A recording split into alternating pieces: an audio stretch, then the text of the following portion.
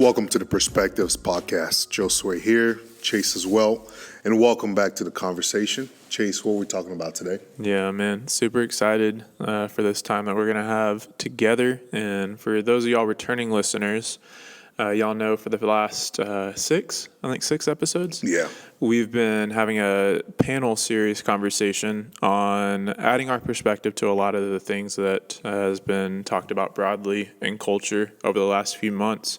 The topics of racism, topics of policing, topics of justice, topics of what the church's role is in these conversations. And so today we're hopefully going to be able to kind of recap that in a somewhat concise format. We have a lot of thoughts we want to share, but also just kind of finish adding our perspective onto that. Because for the last three conversations, we've allowed George, Nico, Raul, and David to kind of add their, ending perspective on, this conversation. And so from here, we wanted to allow ourselves to kind of share some of our thoughts, conclusions, takeaways from this. And so really excited for it, dude. So kind of to kick it off, Josue, do you want to read the first question, man? Yeah. So what are some of the things you learned through this experience on a personal level? Things that are not related to, race and faith. Yeah. You want to share? Yeah, sure. Man, some of the things that I kind of learned on a personal level is just over, since we've kind of had the thought of having this conversation or just being on social media, having conversations with different people, is that there's a lot of perspectives. You guys probably love every time we say that word. There's definitely a lot of thoughts out there about different things. Right. I think it's good to be able to figure out ways to kind of go into the weeds and seeing those things that are good and those things that are not. And it takes doing research, right? For everybody. If you want to know more about something, you got to take the time to learn about it. And if you don't know about it, I think it's good to learn about it. So for me, on a personal level, it's just been taking those times to have conversations, listen to people that are smarter than me, being willing to understand, being willing to grow. Those type of things have really gone a long way to help me understand or shape an opinion, have some form of understanding of everything that's going on, right? I'm only one person. There's so much that, these kinds of conversations or just topics or just everything, entails. So it's hard to have a grasp or a hold on everything. Yeah. Right. I think you always say this, we're still learning, we're still growing in our understanding and all these things. So for me on a personal level is just, I feel like that's the humble response to say, hey, I'm still learning. My answer may change a year from now, just based on more information, right? The more information we get, we should change our opinions about things, right? That's just how things go. So that's just for me, man. How about you? Yeah, man. This experience has definitely been I'll say a valuable one for me. Also a kind of tough one for me, just for me with my personality. Whenever there's a topic or a project or something like that, I start or look into or work on things like that. I think my parents worded it as I have like an obsessive personality. Yeah. To whereas that's kind of the only thing I'm able to focus on. That's the only thing that my mind can just think about. And for me, like I'm sure a good amount of people out there are like this. Like my mind, I feel like it's just constantly racing. Yeah. And so like, for example, after the conversation we had with David Wednesday night that we released on Friday, I was up till 2 a.m. Just thinking about that conversation, just thinking through it, thinking of like, okay, if like this is the case, then this, and just trying to figure things out. And so for me, as valuable as this experience has been, I would say it's equally been tiring, I guess.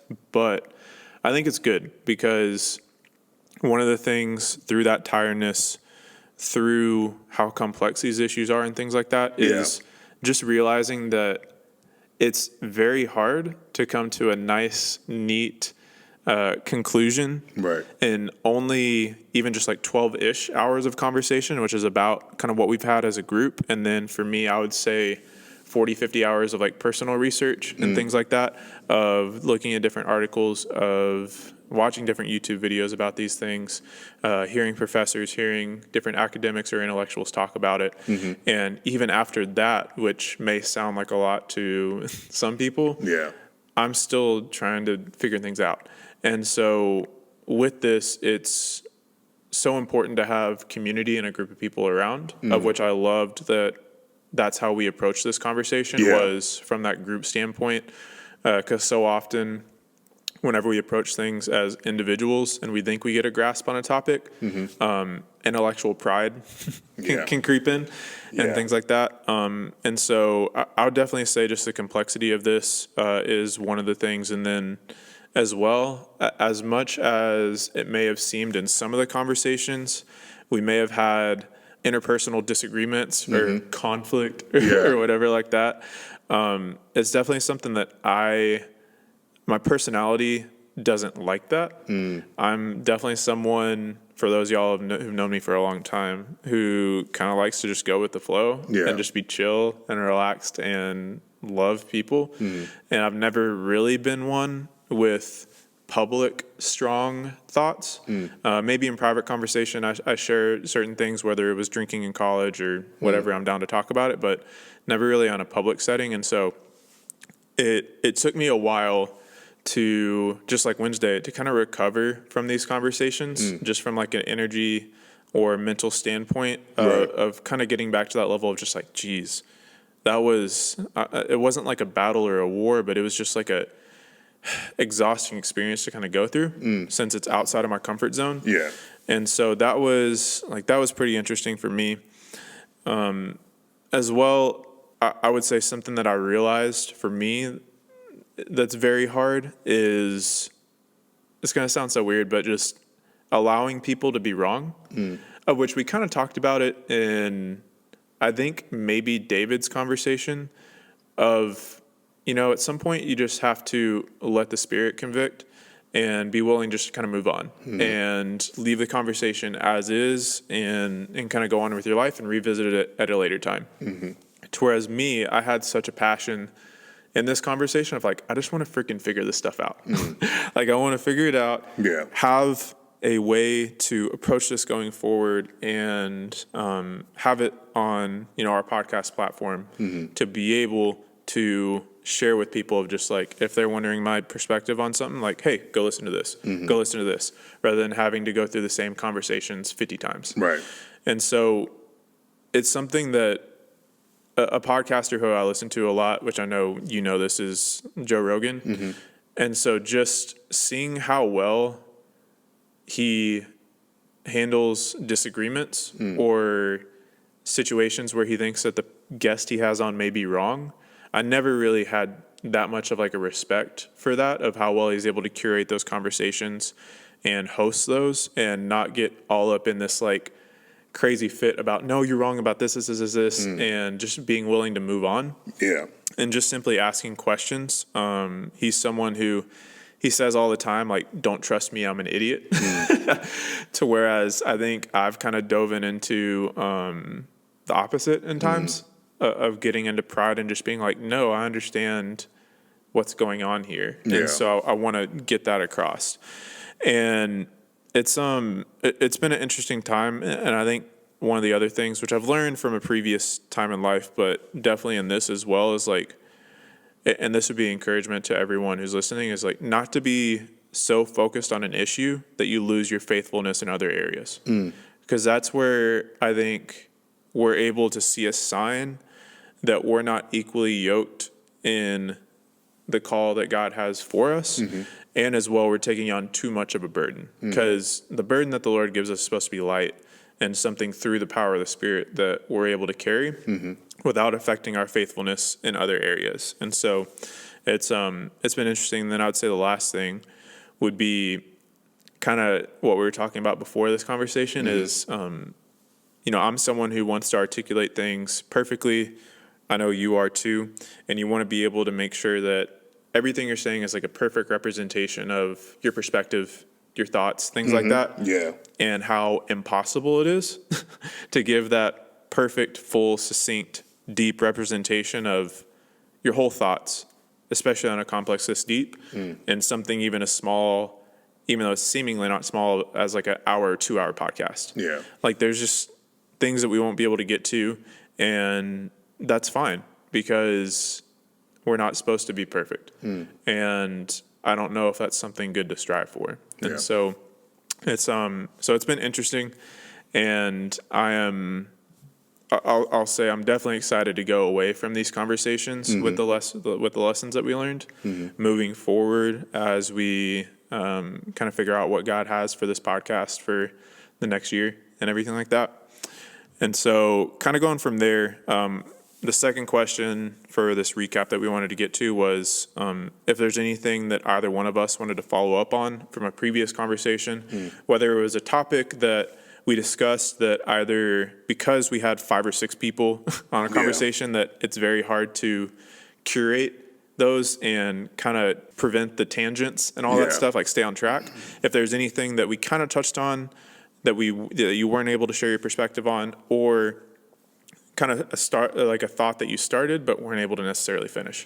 Yeah, I don't know if I think we probably hinted towards it at some point. I'm sure it was probably brought up, but we're having this conversation in light of the elections that are coming up, and you have the left, you have the right, and is it donkeys? Which one are the other ones? The horses, elephants? I don't know. Clearly, I don't know, right? But I think I mentioned listening to was it George? We talked about it with George, the resources. Pastor Tony Evans. Yep. And he's sharing this series on kingdom voting, and it's so life-giving because he's going through different things that this side may not agree. This side may emphasize. This side may emphasize, and it's like, what do we do with that, right? And for him, really emphasizing the importance of being a kingdom independent, and then from there, kind of coming to a conclusion on what you're wanting to do in terms of voting, right? Because I feel like something that's really been on my mind that I think about, and I'm like, is really, really strange a lot of times, is just how polarizing these sides have become, and how it's almost as if you belong to this party, then you're a Christian and you got everything figured out. Right. So that's kind of been my conclusion from watching and seeing people have these conversations. And for me, I think that's the furthest thing from the truth. Right. And so that's something that I really just wanted to follow up on. Whether you feel like you're on the left or the right, that doesn't make you a believer or anything like that. Right. If anything, the Bible teaches us that, so I think it was talking to Timothy or something like that, and he says that we're pilgrims and sojourners here on the earth, right? And our desire is to please the one who's enlisted us. He's talking about us being faithful soldiers. And in another place, he says it another way, in terms of just not being so corrupted by the things of the world, right? And so I think about just America and how polarized both of these sides have become. I don't remember if we really got into this in depth, this conversation. Maybe we hinted at it a couple of times, but really just taking that step back and being like, man, where is this really leading us, right? Because if I feel like I'm a Republican, for example, and I'm a Christian, and then you're a liberal or whatever else, then in a sense you're not a Christian because you don't think or believe the same way that I do, right? Something that you always say, talk about how people within, how's that phrase go? People within a group vary more than people between groups. Right. Even within that, you could see that being present, right? Yeah. And so I just really have a hard time when I see that happening, over and over and over again. Because what it does is people that are not believers or they're struggling with their faith or whatever, they ascribe, Christ to a certain political party. And then from there, because you can criticize a party because nothing on the earth is perfect, then Christ is also criticized because of the shortcomings of this party or that party. You know what I'm saying? And so for me, I always kind of take a step back and I'm like, that's one thing that I absolutely just roll my eyes at, right? I don't roll my eyes a lot, but that's one of the things that I roll my eyes at where I'm like, man, like, I feel like we got this thing wrong. I know God is like, okay, what are you guys doing? our faith that's so alive, that's so, a thought that came to my mind, if you go to Mexico, for example, or if you go to Paris, for example, wherever else you want to go, pick a country in the state for this example. If you go to that country, you're not going to have to worry about being a Democrat or Republican, right? But you can still be a Christian, a believer in Christ. So the Democratic Republican thing only applies here in America, but we've lifted it up, we've exalted it above everything else to identify. That's how we begin to identify ourselves now. And so for me, I don't know, this is just one of the things that I feel like in light, maybe just because the election and everything is just hypersensitive, it's just out there now. But that's one of the things. I'm gonna come back to another thing, so I'm gonna let you go. I don't want to talk for too long. Yeah, I'll just say I love that identity point and identifying with certain identity characteristics, and I'll touch on that in a different way a little bit later. So yeah, one of the things that I wanted to follow up on, one, because I didn't think I did a very good job of explaining it, like to be vulnerable, which happens from time to time whenever you're having a live conversation. Like that's okay. But it's off of the last conversation we had with David, and this was actually something that me and him talked about the night after we recorded, so on Thursday night, and had a really, really good conversation about this. And so we summed it up with this kind of question: is like, does God want our current modern understanding of equity or equality? And so in that, I'll try to break this down a little bit more and then go to kind of what David brought up with the Tezek Mishpat idea, because I love that. And so I'll try to kind of explain what the difference is between the modern understanding of equity and equality. I think one of the best ways that we're able to see that is through kind of the viral picture that I think we've all seen of the tall, medium, and short height people trying to look over a fence. And so on equality, we have kind of like a 1-inch block on all of them. And so the tall person's able to see fine, the medium person's able to see fine, but the short person isn't. And to whereas equity, we give the tall person no block because they could see over regardless. We give the medium person 1 block because they could see over with 1. And then the short person, we give them 2 blocks because they can see over only with 2 blocks. And so it's a very oversimplified representation, but it kind of gets down to, I think, the thought that these ideas in a modern sense represent, to where equality is this often used phrase, equality of opportunity, that we kind of strive for and things like that in the country, and that is a goal that we're hoping to achieve. To whereas equity is what's seen in that is this equality of outcome despite any differences amongst the people.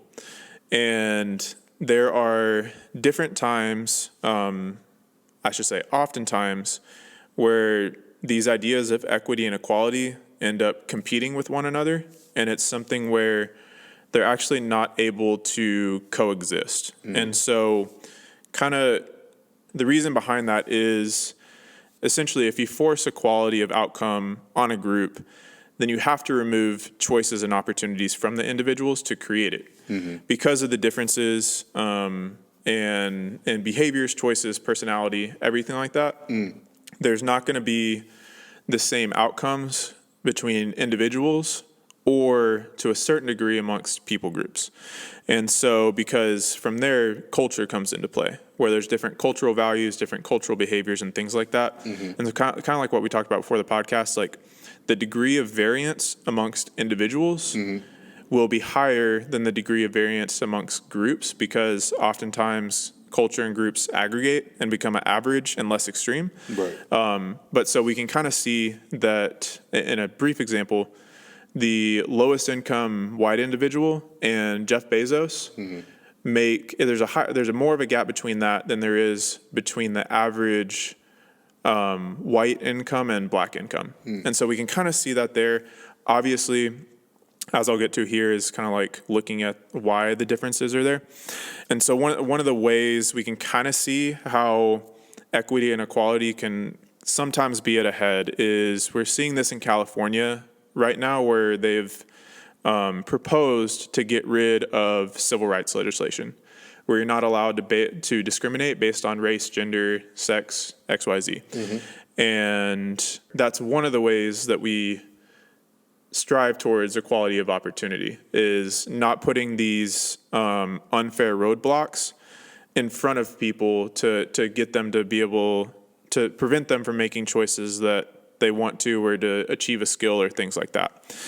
And so what they're doing this for is in the name of equity, because what they're seeing is, okay, if we allow for this equality of opportunity, there's still these differences between Asians and whites per se, because Asians make more than whites.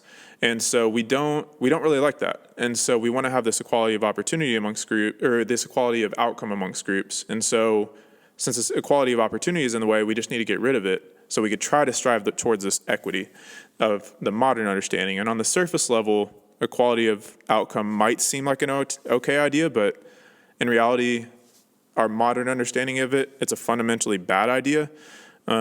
First, I would say it's impossible to implement without giving our whole system over to complete control by a certain group or party, of which I'll say I'm very surprised that people who tend to think that there's systemic racism or systemic injustice are interested in giving all power over to a certain group or a certain system. And so that's kind of interesting. And so kind of from there, one of the other things with that as well is going back to the equality of opportunity point. As I've said, like, there will be differences amongst individuals and groups, since individuals make different choices, value different things, so that result in different outcomes. And so, for example, some people will choose to go to college, while some are fine with working at Starbucks or being a surf instructor. I don't see anything necessarily wrong with allowing people that choice. And so, for example, kind of playing this out is like, some people will choose to be neurosurgeons or cancer researchers and things like that. And so I think it is both biblically moral and rational to only want smart people, to allow smart people to have the choice to do that. And I think that's fair, because in those sort of stakes of something like neurosurgery or cancer research, we want someone who's competent in there, regardless of the race. And so society, whenever we put them in those positions, like, we can benefit from those skills to whereas one day if my dad get cancer or your dad gets cancer, like, just so that he may not die, because we have these smart people at this higher end of whatever hierarchy you want to call it. And so whether it's hierarchy of IQ, net worth, income, since neurosurgeon and cancer research would make a lot. And so from there, even getting quickly to hierarchy standpoint, like, there are great benefits to hierarchies whenever they're based on proper things, such as competence, and things that are not corrupt and not based off of purely power and things like that. So hierarchies or differences amongst people aren't intrinsically bad. I won't go down that too much, but I just kind of quickly wanted to say that, because there are a lot of people attacking the concept or the value of hierarchies. And oftentimes we can kind of we think we're conflating someone's value with their place in the hierarchy, whether it's a hierarchy of net worth, IQ, whatever, to whereas, like, we should be okay with letting them play their role in society. If they're just wanting to be a surf instructor, that's fine. And so kind of going to one other point before we go to kind of the original topic of, Tazek Mishpat. So as well, there's another technical question to ask, is like, okay, well, if we decide we want to pursue the modern definition of equity, equality of outcome, like, what level of equity are we going to settle at? And so let's say, like, we're doing an equitable distribution of, like, CEO jobs. And so let's say, there's an opening in Amazon, and because of the name of equity, we need one more black guy, and they picked you. So you're now Jeff Bezos. So you're making a whole bunch of money. Yeah, I am. But along with that money, do you really want to work that much? Do you really want to make those kind of 7-figure decisions? Do you want to have that much stress? Do you want to have people pulling at you every day for money and a job or things like that? And so like these differences like that are created by individuals with their choices or their skills or their gifts, like those aren't always purely good or like net good either. And say that person who wants to be a like surf instructor, like they should have the freedom to decide to be like a surf instructor. I don't see anything necessarily bad with that. We shouldn't force them to do something else. And so kind of want to say that, but kind of to get back to the original topic. So kind of as I set it up with like the modern understanding of things. So like here in America, like we strive towards equality of opportunity to remove any unfair roadblocks and things like that. And so from here, the question we could ask, which kind of David asked, is like, okay, but what does God want? Does God want equality of opportunity? Does he want equality of outcome? Like, what's going on here? And so we can see that the Bible uses the word equity like a lot. And so, for example, Psalm 33, which David brought up, Psalm 96, 98, 99, and famously like Micah 3:9. And so one of the things we need to break down with this is there is a difference between the traditional use and the biblical use of the term equity and the modern use of equity by people like Ibram Kendi or others. And so we can examine this. David did bring up the Jewish term tezek mishpat. Love that term. So kind of breaking this down a little bit, which me and David did in that conversation on Thursday night, and we kind of agreed on the interpretation of the word. Just the result of the interpretation, we tend to lean different sides, which is perfectly fine. So kind of breaking this down a little bit more again, we said that this tezek mishpat phrase means righteous judgment, or can be translated as equitable judgment. And so we were perfectly fine with that. But what we did was did a little bit more research on what the biblical meaning of like equity or equitable is. And so we kind of settled on this.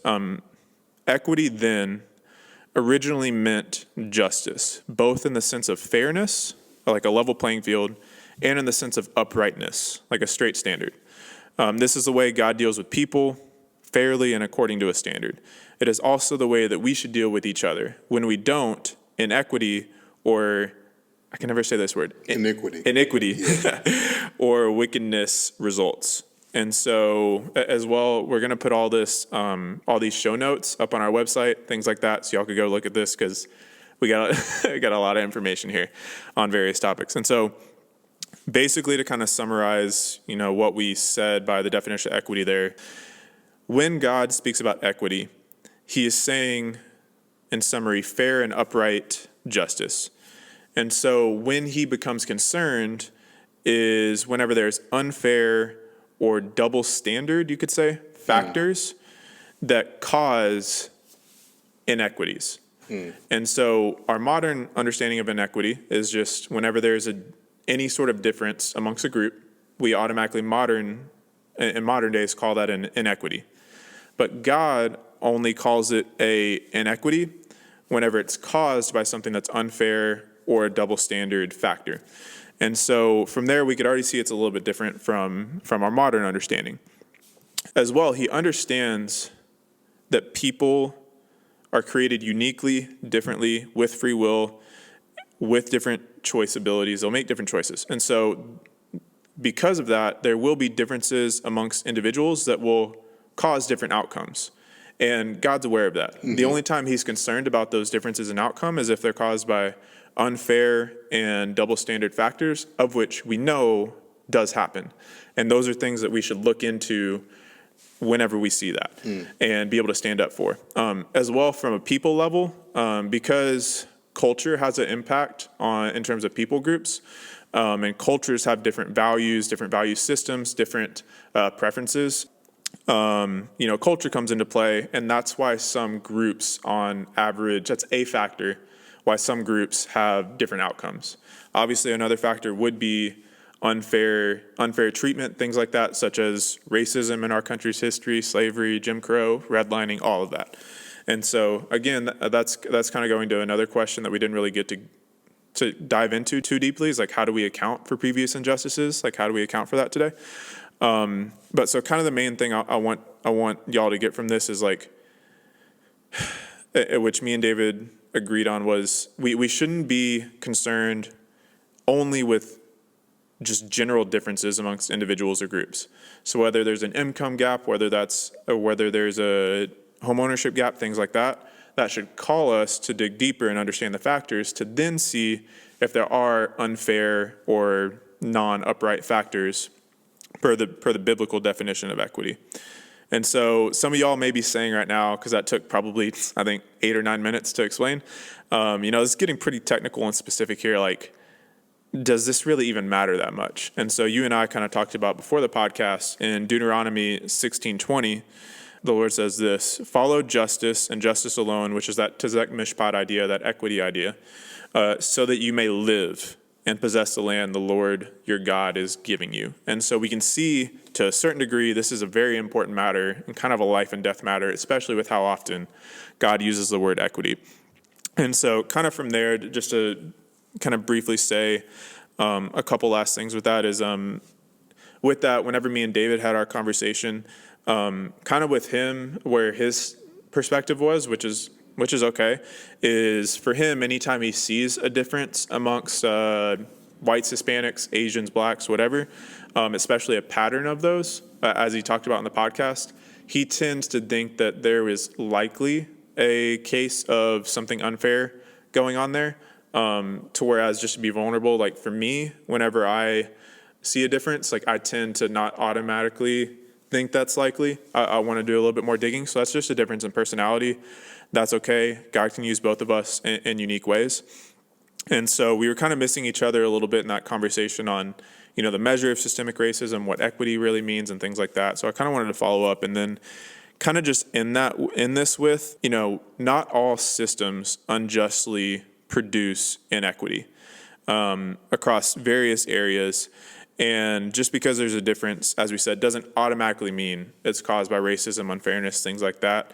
As with other differences or gaps that we're going to talk about, going forward in the rest of this conversation, as well, we do need to bring into account the Matthew principle here a little bit that says, to those who have everything, everything will be given. To those who have nothing, everything will be taken. And so God knows basically through his word that, there will be differences between people. Those differences are not always caused or a product of capitalism or corruption or things like that. But we need, whenever we see these, to pay attention and look at them and see what's really causing it and investigate those. And so that was a lot. I'll stop there. Josue, what was some other things that you wanted to follow up on previous conversations or add your thoughts onto that? Yeah, no, I mean, that was, I think you went explaining a lot of those things. Just from previous conversation, I'm trying to think.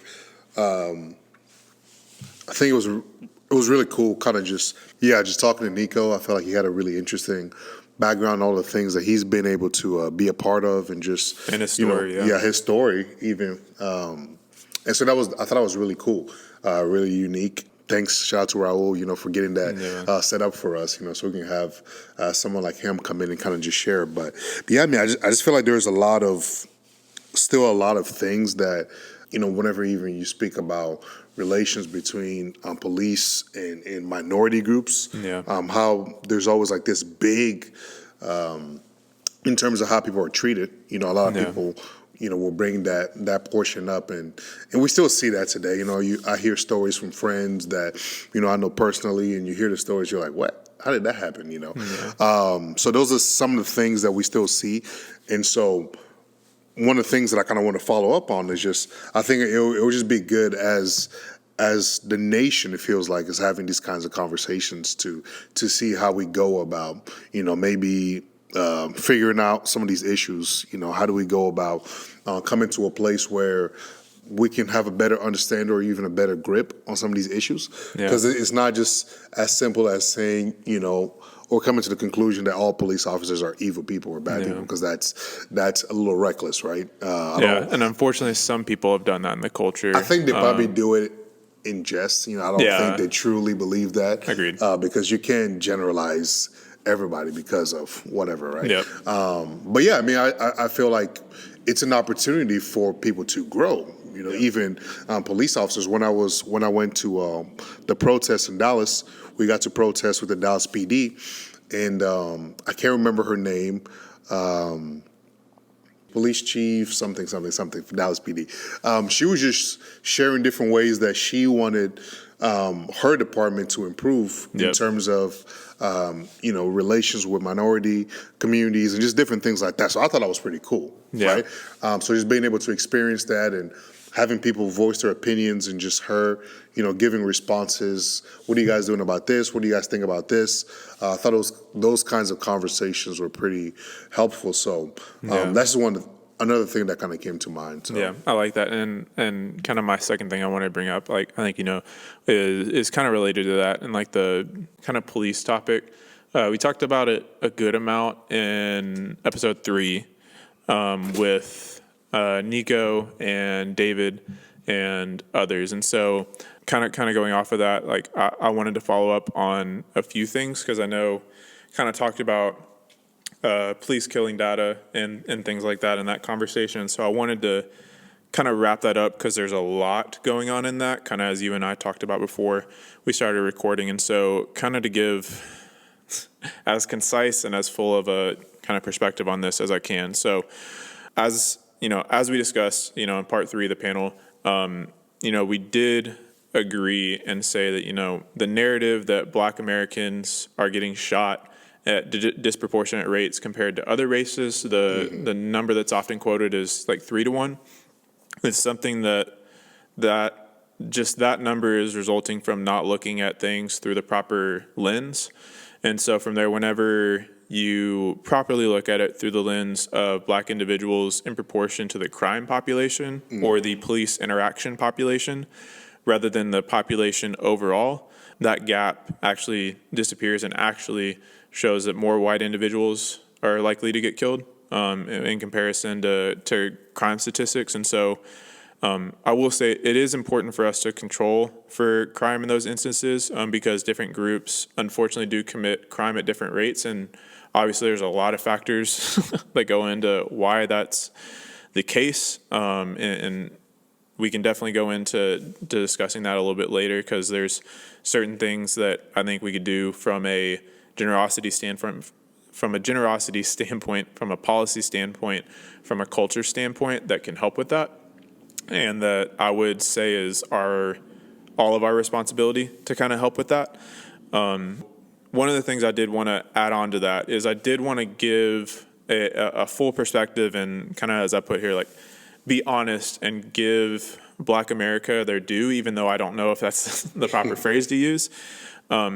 Studies do show that even though police are not more likely to kill a Black individual than other races, they are more likely to use lower level of violent measures against Black individuals than other races whenever you control for crime. And one of the studies of which I would encourage everyone to go look at is by a guy named Roland Fryer. Again, we're going to have this in the show notes on our website. Roland Fryer at Yale. He's a professor. He's a researcher there.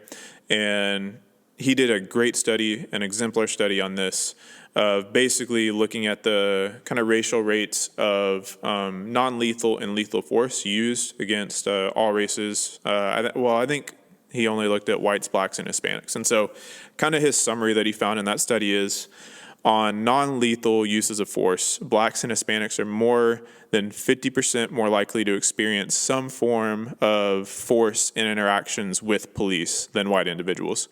As well, whenever you do add in the controls that account for things that are often brought up like context or civilian behavior, things like that, it reduces this gap a little bit, but does not fully explain that disparity. And so we can see there that what he did is really great is control for these other factors because he had access to that. And so from there, he can see there's still a racial difference there. So that's something that for us, like we should be, especially those of us within the church, should be like, all right, what the heck is going on here? Like, and be holding people accountable and asking, as I just did, what's going on?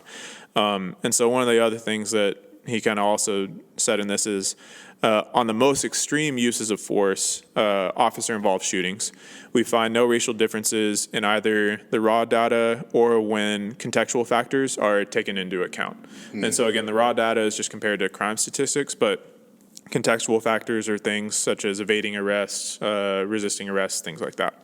And so I just wanted to lay this out because I think this is a perfect example of what, I don't know if I can say we should all be doing, but what we should be looking for as an example whenever coming to these racial disparities. So he controls for other factors and context and found something very, very interesting and frankly should be alarming to us that is going on. And so from there, I did just want to add this brief context because I know this is something that I brought up in the past that he actually controlled for. Is basically in the study, he also looked at basically civilian behavior and things such as suspect resist, complaining and things like that. And so in that, we did see there is like a higher rate of negative civilian behavior for blacks and whites than for Hispanics. 7% for whites, 12% for blacks, 10% for Hispanics. So we can see that's not that big. And so frankly, for me, that's something that is not nearly as big as I thought. And I did just want to quickly bring that up, and I'm still trying to figure this out, figure out what kind of how this plays into this conversation, because I think we've talked about this before in private conversation. And so, one, I wanted to bring up this study so that we could hold people accountable and take action in that, because I think it's perfectly justified in that situation. As well, I think I'm still trying to figure this out. Kind of a thought that I had that I'm trying to figure out how to nuance or edit or just completely remove from my mind, but I think it still plays into account in some way.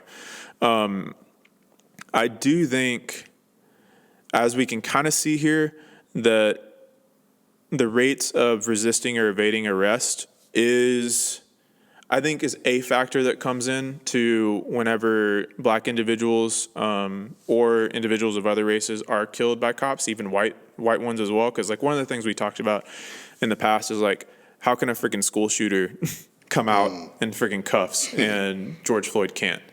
And one of the things that we kind of talked about is like, okay, well maybe something that comes into play there is like whether the suspect is resisting arrest whenever you show up there, things like that. Because I know from like the Columbine killer's autobiography, like he was more than fine coming under arrest for the police because he committed what he wanted to do. He killed a whole bunch of people.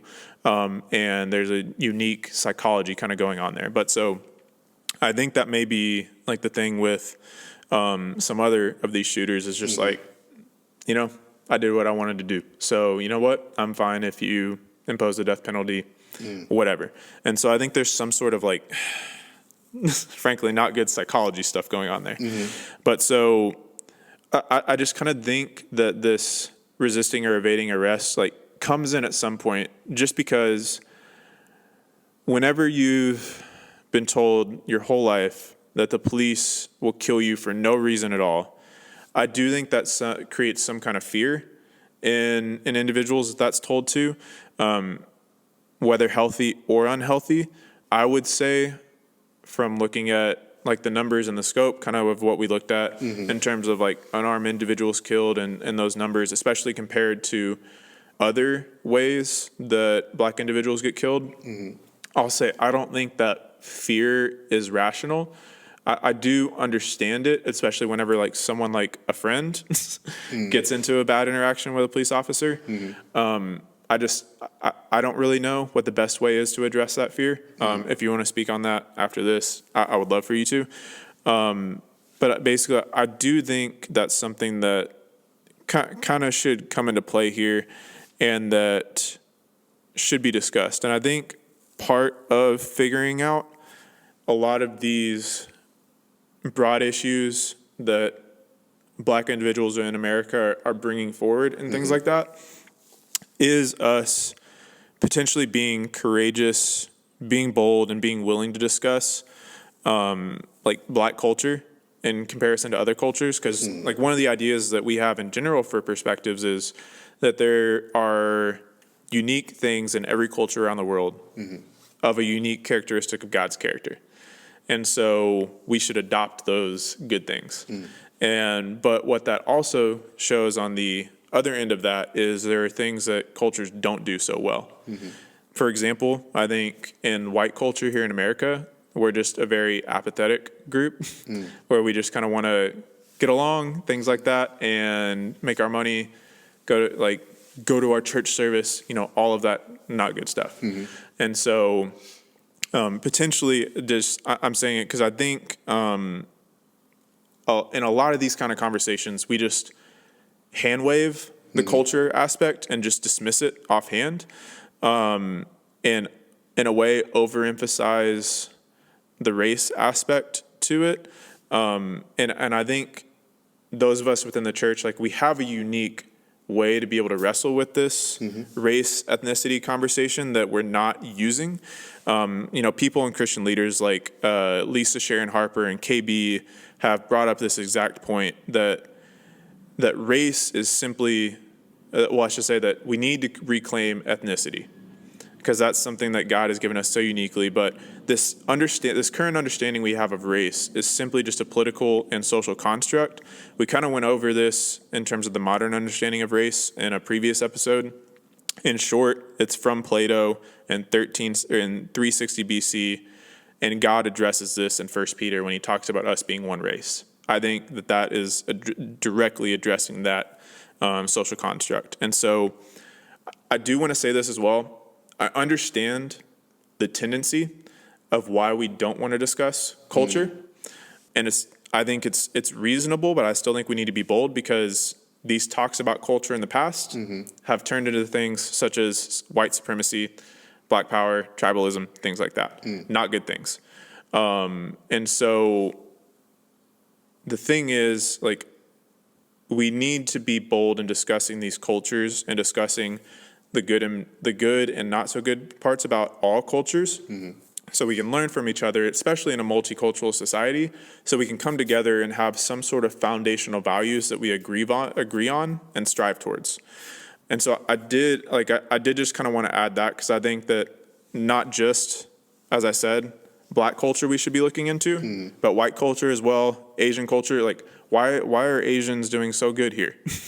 That's a reasonable question for us to ask, of which I have a resource later on that I'm going to share on that. But so I did just want to mention that we should take a nuanced approach to that. But so one of the questions that maybe some of y'all listening are asking is, it kind of seems insignificant or trivial to make this distinction that, the murders aren't higher, but the tendency to use non-lethal force is actually there. It seems kind of insignificant. Something's still going on. I would just encourage us to pay attention to that, and that it's not trivial, because I think, especially whenever we're really trying to solve these issues genuinely, that properly describing the scope and severity of these issues is a super key thing. It goes along with the principle of gentleness and the fruits of the Spirit, of understanding something properly so we can apply the proper amount of force that's necessary, not too little and not too much. And so I think that's something in this current cultural conversation that isn't really going on, is understanding the scope of things and accurately describing that. And it could cause us to overreact and create even more problems than what's at hand. As well, something that I just really, really briefly wanted to get into, because I know this has already been a long monologue. Coleman Hughes, which is one of the young academics who I've been listening to a lot on this topic of race, he illustrates this one thought pretty well, of which I tend to agree with him with, is the rates of policing in communities. I think that, I'll say, I understand why our government leaders wanted in the past or currently to police areas of poverty more, which race tends to correlate with poverty and things like that because of the past. You want to clean up the crime in those areas so that you attract economic investment. Definitely understand that. I think to a degree, that's a way for us to help impoverished communities economically, but I'm still trying to sort all that out in my head. But basically, one of the points that Coleman brings up in an article is he discusses basically how he thinks that minority communities are being over-policed when it comes to petty crimes such as drugs, theft, whatever, but that are being under-policed whenever it comes to things such as violence. So one of the ways that he's kind of looking at that is the rate at which murders where a black individual is the victim are solved at a significantly lower percentage than that of white victims. And so one of the things I think that we can look into in terms of the policing conversation, kind of getting it ahead here because we're talking about an improvement, but I think that potentially how these officers and police departments interact and prioritize issues going on in these communities is something that we should really look into. I'll make a brief footnote here and then I'll stop. I did want to say, I don't think, just because I'm bringing this up, that we should then make the leap and then think that all the issues caused by police interactions for minorities are because of the war on drugs or drug crime or things like that. John Pfaff, who's a professor at Fordham, has studied prison and crime and everything like that for many, many years, and basically breaks down the percentage of people who are actually in jail for drug crime, and he does it with race too. Basically, the amount of people in prison for drug crime right now is only about 15%, whereas the amount for violent crime is 75%. And that number is pretty consistent amongst white individuals and black individuals. And so I know that's a common narrative that's brought out there, is the war on drugs was the worst thing ever. Definitely not saying it didn't have an impact on anything, but just saying I don't think we can make the leap of that was everything. So that was a lot. So I'll stop there. Josue, do you have anything that you want to add for the follow-up part? Yeah, I mean, the numbers just didn't add up to me. How can there be a 7%, 10%, 12%, but there's still this evidence where minority groups, the police interact with them in a more harsher way, right? That doesn't make sense, because even if you think about like the percentages of those that are killed by police officers, whether it's white, black, whatever, the amount of like there's so many more, I guess you could say, white individuals in America, right? I just did the math. There's like a 20, so there's 60% and 60% whites, 12% black. Well, I even give you 65% white, 13% black. Right. I'll even give you that. Yeah. So I mean, even if you look at that, but you see the variance within what was the 7, 10, 12? Yeah, what was that for? Civilian behavior, or Civilian basically negative civilian right, behavior. Right, negative. I mean, that number between white, black, and Hispanic, that number seemed pretty close. It's all within like 5% of each other. But the thing that's different among those three is how the police interacts with the minority groups, right? That's the only thing that makes sense for me, is how the police interacts with those minority groups. That's the thing that stands out the most, because if that was the case, the police would have also interacted with the white individuals in the same way. So that should have translated the exact same way, but it didn't. Right, Yeah. so there's a disconnect there. And that's what right? I'm agreeing with you. And those numbers were for the non-lethal force interactions. Right. There was, at least from what I found, he didn't have any numbers on the lethal force interactions. And so I think that potentially there's a little bit more of a difference in resisting arrest whenever it results in something that's lethal, but not, kind of to your exact point, not whenever we look at these like non-lethal violent measures that are still something to be looked at and something that should be very concerning to us. Yeah. No, I mean, it's just the numbers. For me, that didn't add up. But I know one of the questions that we had here are, what are some of the things that, you've seen on social media or just conversation that you heard that you wanted to share your perspective on, whether it's good things or bad things, or not so good things, I should say? Yeah. So there's a couple things that I've seen on social media that, like, Joshua, I want to get your thoughts on, because obviously our social media profiles are not the same. We follow different people, things like that. We follow a lot of the same people, but just different people. And so I'm not wanting to put anybody on blast or anything like that. So I'm not going to say the names of the people who posted these things, just because I want to look at the ideas rather than the people. And so one of the people who on Instagram kind of posted this, and basically the premise of it is that Black people are frequently met with facts or stats when sharing their pain, and that's unfair. And so, kind of in this, so often in my experience, when Black people start sharing our pain, we're met with facts, stats for Black on Black crime, stats for how many police encounters ended in fatalities, facts about Breonna Taylor's boyfriend.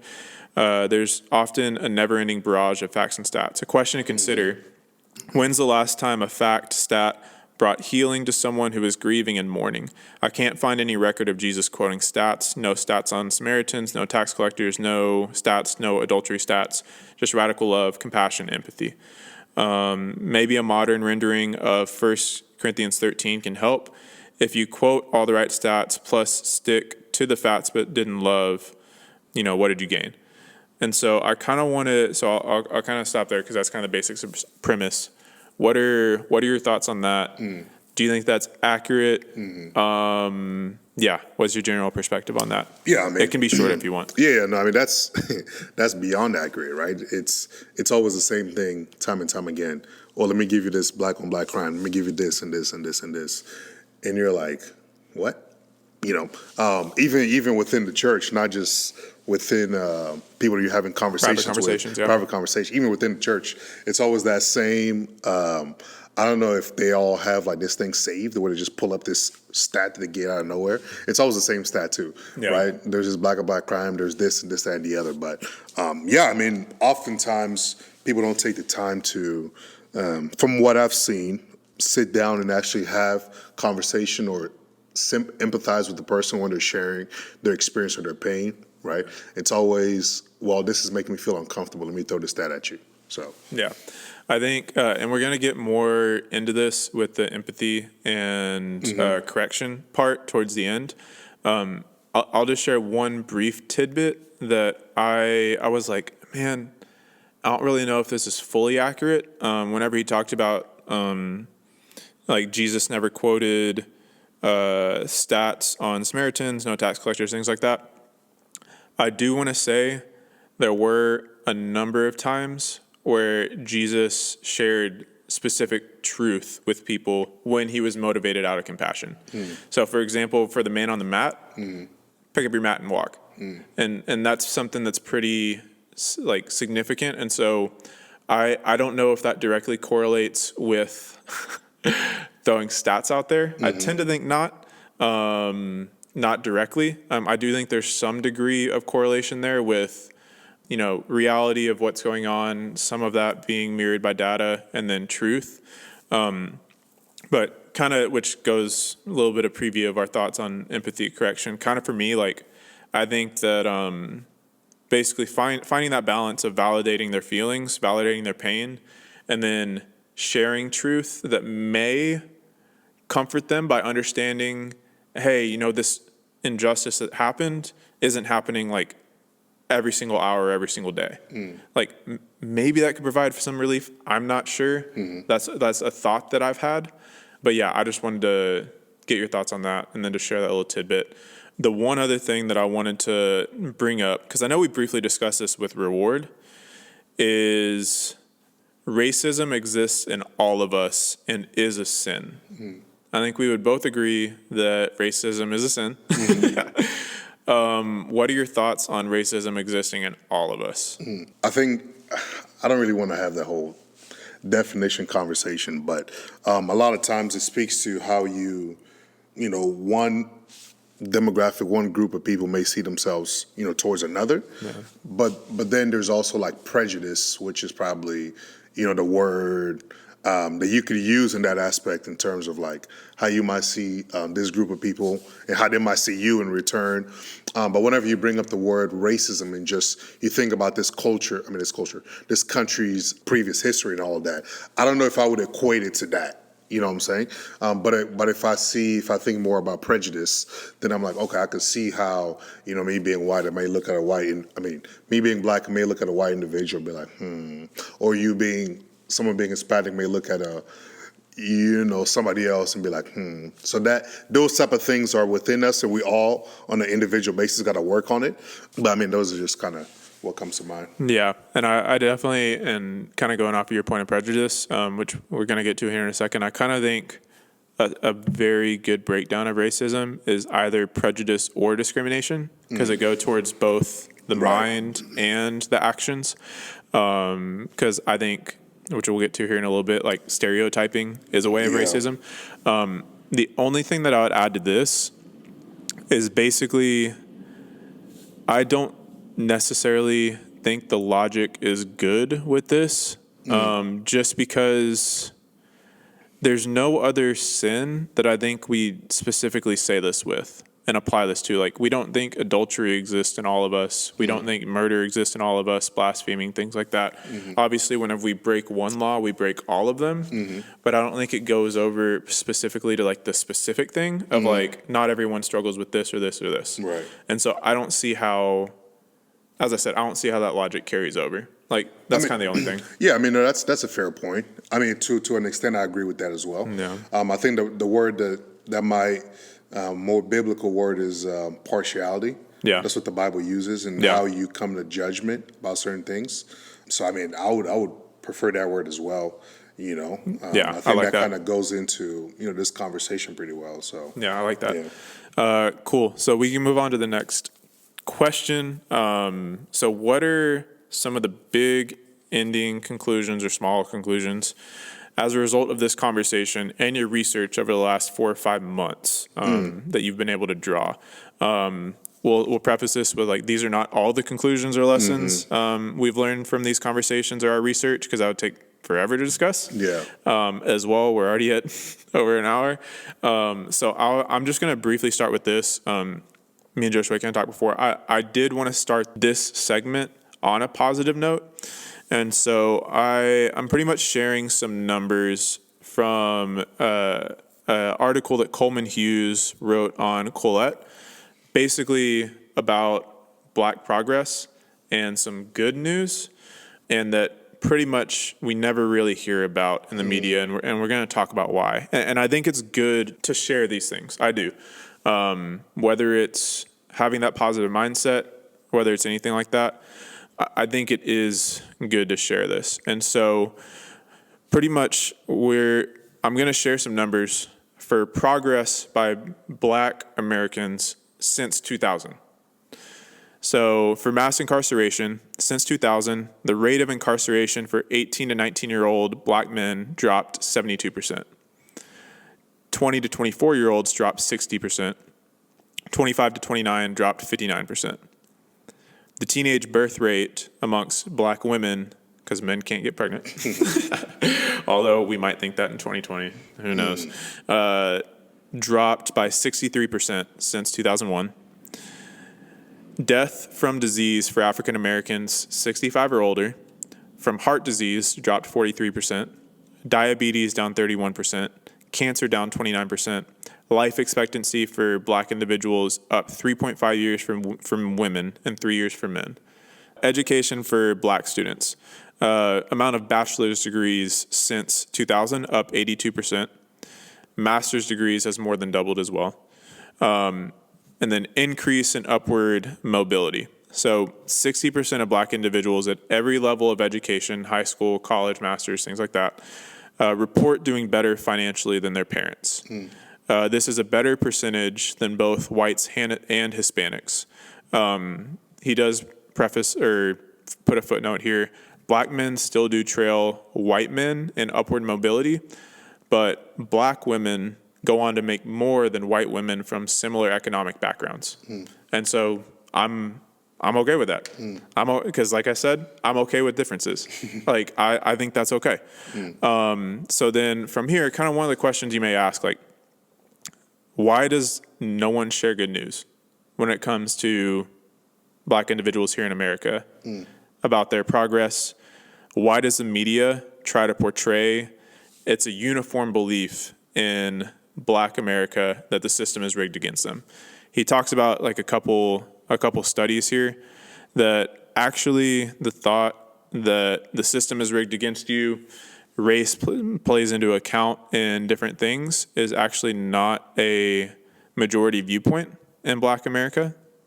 So going to a couple studies within the last couple years. Pew Research in a study showed that 60% of black individuals without college degrees, so that are most likely to be in some form of poverty, say that race has not been a factor in their success or failure in life. Gallup, 60% of black individuals say bias is not an issue in housing, jobs, or other areas of life. As well, Ethan Foz, which is a Harvard sociologist, in his studies show that only roughly 30% of black individuals think the system is stacked against them. And so why is this kind of portrayed by the media and things like that? So what I will definitely say, and I think a lot of people agree with, I think you would agree with, there's not incentives to report this progress on either sides of this stupid political conversation.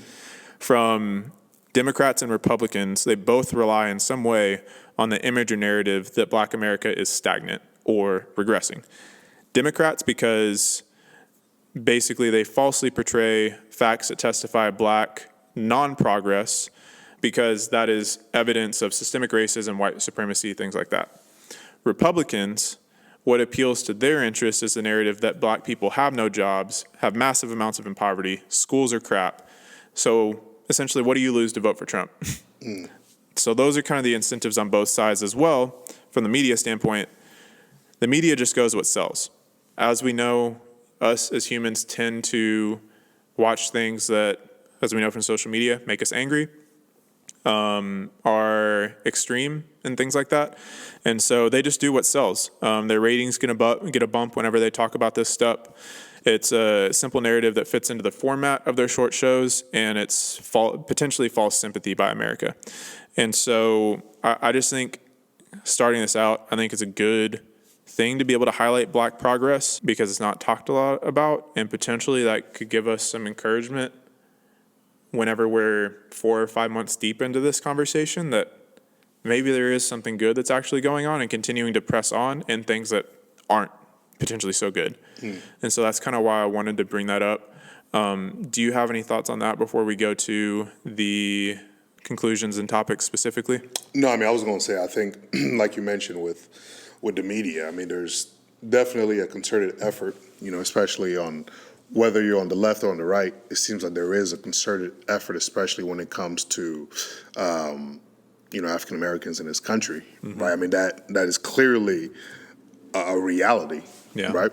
And so, like you said, whether you're on the left side or on the right side, you see both things at play. So kind of just being mindful of that, as people, you kind of see that. I think one thing that I had noticed with the media a long time ago. Oh, the media. Yeah, right, the media. I would always notice how they would portray certain, either it was minority groups versus other groups, in terms of when they commit crimes, how they were portrayed on the media. Yeah. The words that they would use, the kind of pictures that they would use, whether this individual was John Smith from a natured Christian family, upper class, versus, I'm just going to use a stereotypical name, Jamal from, somewhere else, and the kind of background that he had. With the media, you definitely get these things at play because, like you said, they understand that these type of things sell. Yeah, and like what you've talked about before, like whenever something white comes up like that, typically they frame it as mental health. Yeah, mental health like issues. That. Yeah. And then from there, which goes towards kind of the point that I talked about of why we're hesitant to talk about culture is with the Jamal instance, they would then bring up bad cultural influences and things like that. Jamal and his little friends back in school. But we can move on to our conclusion. Yeah. And so I think what we'll do, we've tried to split this up into overarching topics. So I think what we'll do for the first two, I'm going to kind of read off what we have here, which is kind of a summary of what we did in the first two episodes. And then from there, we can bounce back and forth on topics. So the first two first two episodes, we did the standard and role for Christians in the conversation. Oh, gotcha. And then the hope for Christians to have as well. So I can kind of read off some of the summary from those conversations. We'll be able to go from there. So the first thing we agreed on for Christians in this conversation, we are the moral authority, and there's a need for us to be morally consistent. And that's a standard that we all agreed on. As well, along with moral consistency, we need to have logical consistency. Ravi Zacharias does this beautifully with his test of empirical adequacy, logical consistency, experiential relevance. I think that's a very good way of balancing, which is a tough thing, data and stories, which is something that I think us as Christians, we need to do. And so often people tend to lean on one side or the other of that spectrum. And so as well, Romans 10, basically, we cannot have zeal in this conversation that's not based on knowledge. We can't just get out there and go do something before we have discernment and are filled with the Spirit. Each individual in the body of Christ should fill their role and purpose and pursue their calling. The implication of this, potentially, we shouldn't expect every believer to be informed about every issue, and it's not inherently hypocrisy to speak on one issue and not the other. I think that's something that we'd be able to give each other grace in. If it's something, for example, that's a topic that you've talked to one of your friends about a million times, let's say the Uyghurs over in China, and they're not informed about it, from there, then apathy could be coming into play. But if it's the first or second time you're bringing it up, whether it's issues with that Black individuals here in America are experiencing, or things overseas, Hong Kong as well, give them some grace in that and let them become informed and things like that. The church should take the lead in responding to social issues, but this doesn't mean we need to rush to judgment nor overreact and overcorrect. The gospel is a solution for racism. As well, we maybe need to address racism through a kind of the social contract, and as we kind of alluded to, just not having it be acceptable in society. So if you're at a baseball game and someone says the N-word, just be like, no, bro, that's not cool. But as well, this could easily turn into what we see now, cancel culture.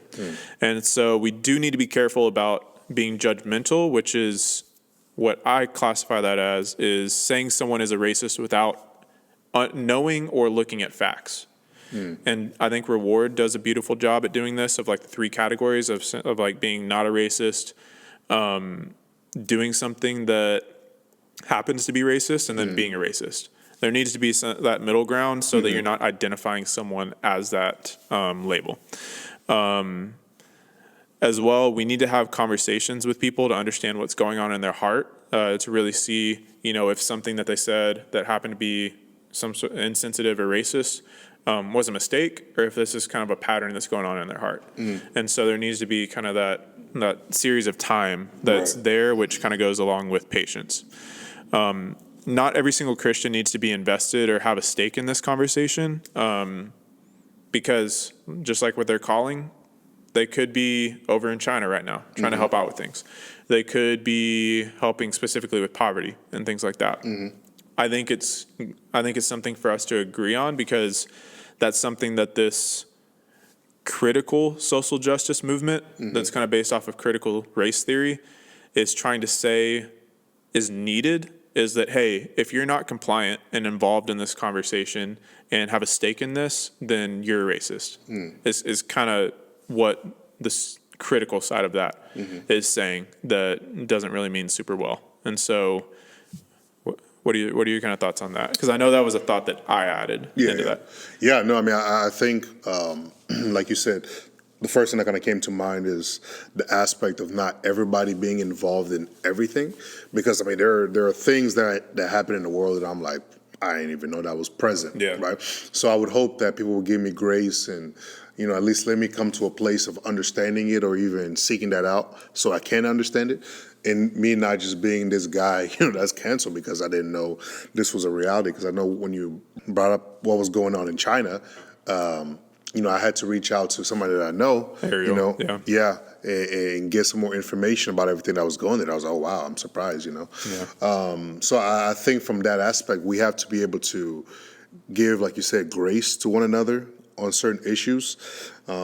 People are not just, I don't know if people are just evil because they didn't know about something, right? And I wouldn't put that expectation on you because I don't want that for me. Because there's a lot of things that I don't know about, and I don't want to be called dumb for it. I don't want to be called evil for it or whatever it might be, just because I simply don't know. Yeah, because that goes that double standard. Yeah. Kind of talked about earlier. Yeah, and another thing that kind of came to mind as you were speaking about, solution to the gospel. A lot of times we keep hearing the gospel, the gospel, the gospel, and I was thinking about, just love and what that does. So we think about the commandments that God gave, all those different commandments, don't cover your neighbor's wife and things, and thou shalt not kill, and all these different things. But Jesus says that all of those things are summed up in this one thing, and that's love, right? Yeah. So how do we as people love the way that God loves, right? Like, I'm not just talking about I love you, but then I'm gonna turn around and stab you in the back, because there's no weight behind that love. God gives this sacrificial love. There's one thing I've only found one time. If I'm wrong, someone correct me. Only one time I found in the Bible where it says for us to imitate God, right? That's Ephesians 5:1. It says, "Be imitators of God as dear children and walk in love." One thing that God asks us to imitate Him in is in the amount and the way that we're able to love one another, right? And by doing so, 1 Timothy 1:5 says that the goal of the commandments, the goal of all the commandments, the instructions, is love from a pure heart, from a good conscience and sincere faith. Yeah. There's this overarching theme to love, love, love, love, love, love, love. And what does that look like, right? The Bible says that love is not self-seeking, right? It doesn't seek its own. It doesn't take account of suffer wrongs. And so the more we are transformed in this image of love, right? First of all, as believers, because that's where it always starts. It always starts in the house of God. God wants to do something in His house before it comes into our cultures, right? Yep. The more we are able to walk in love towards one another in a radical way that the world has yet to see, the world has yet to be able to, I want to say reproduce, that's not the right word. Replicate, that's not reproduce, replicate. In a way that has not been replicated. Yep. Man, I think about what that could look like for us, within the body, what that could look like for us. Because as we keep talking about, there are too many differences, too many cultures, too many things. You can go to another country and give a thumbs up, and that could be offensive to somebody. Yep. Or there are too many things like that are present in our world, in our societies, and that's okay, right? But one thing that we, as believers, as people, I feel like we can keep growing in walking in His love. And I'm not talking about this, and I'm speaking about love in terms of how I treat you.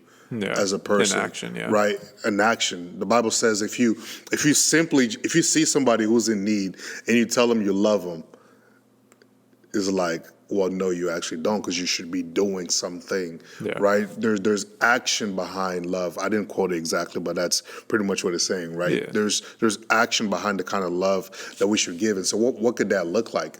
And so I think that's kind of what people speak about when they think about, well, that's what comes to mind when I'm thinking about preaching the gospel in a way to where I'm able to walk with you in love and deal with different issues, disagree on certain things, have conversations on certain things. You may offend me in something, but, how do I forgive you? How do we still grow in a way? And obviously there are things, I guess you could say, measures or boundaries or whatever. Yeah. There are extremes to these things, but I think that's really what the Bible kind of calls us to as people, as believers. So that's kind of something that came to mind. But on the church, we have to, Pastor Tony Evans, I'm going to keep referencing him. Yep. He talks about how God sets that standard from the family, and then that goes into the church, and that goes into the city, and that just keeps growing more and more and more and more. So the more we, the church, we kind of come to a place of, doing it the way God wants us to do, not based off of our own agendas. I think that's... Or our own rationale as well, which is something I've been learning. Yeah, and I think that's kind of where we go wrong, right? Because it's like, according to me, this makes sense. According to you, this makes sense. Why is there disagreement here? It's like, okay, God, you're on my side, right? I feel like that's what we do a lot of times. Yeah. Because I may look at this, I'm like, God, you're on my side, right? That person's wrong. and then they're on the same side praying against you, saying, God, you're on my side, that person's wrong. And God is like, right? And so. I love it because that transitions very well into the second topic Does it? for this segment of the hope for us to have, which is kind of what we agreed on, is like a couple fundamental things that go very, very much along with what you just talked about. First, nothing. We don't have a hope if Jesus doesn't return, and if His word isn't true.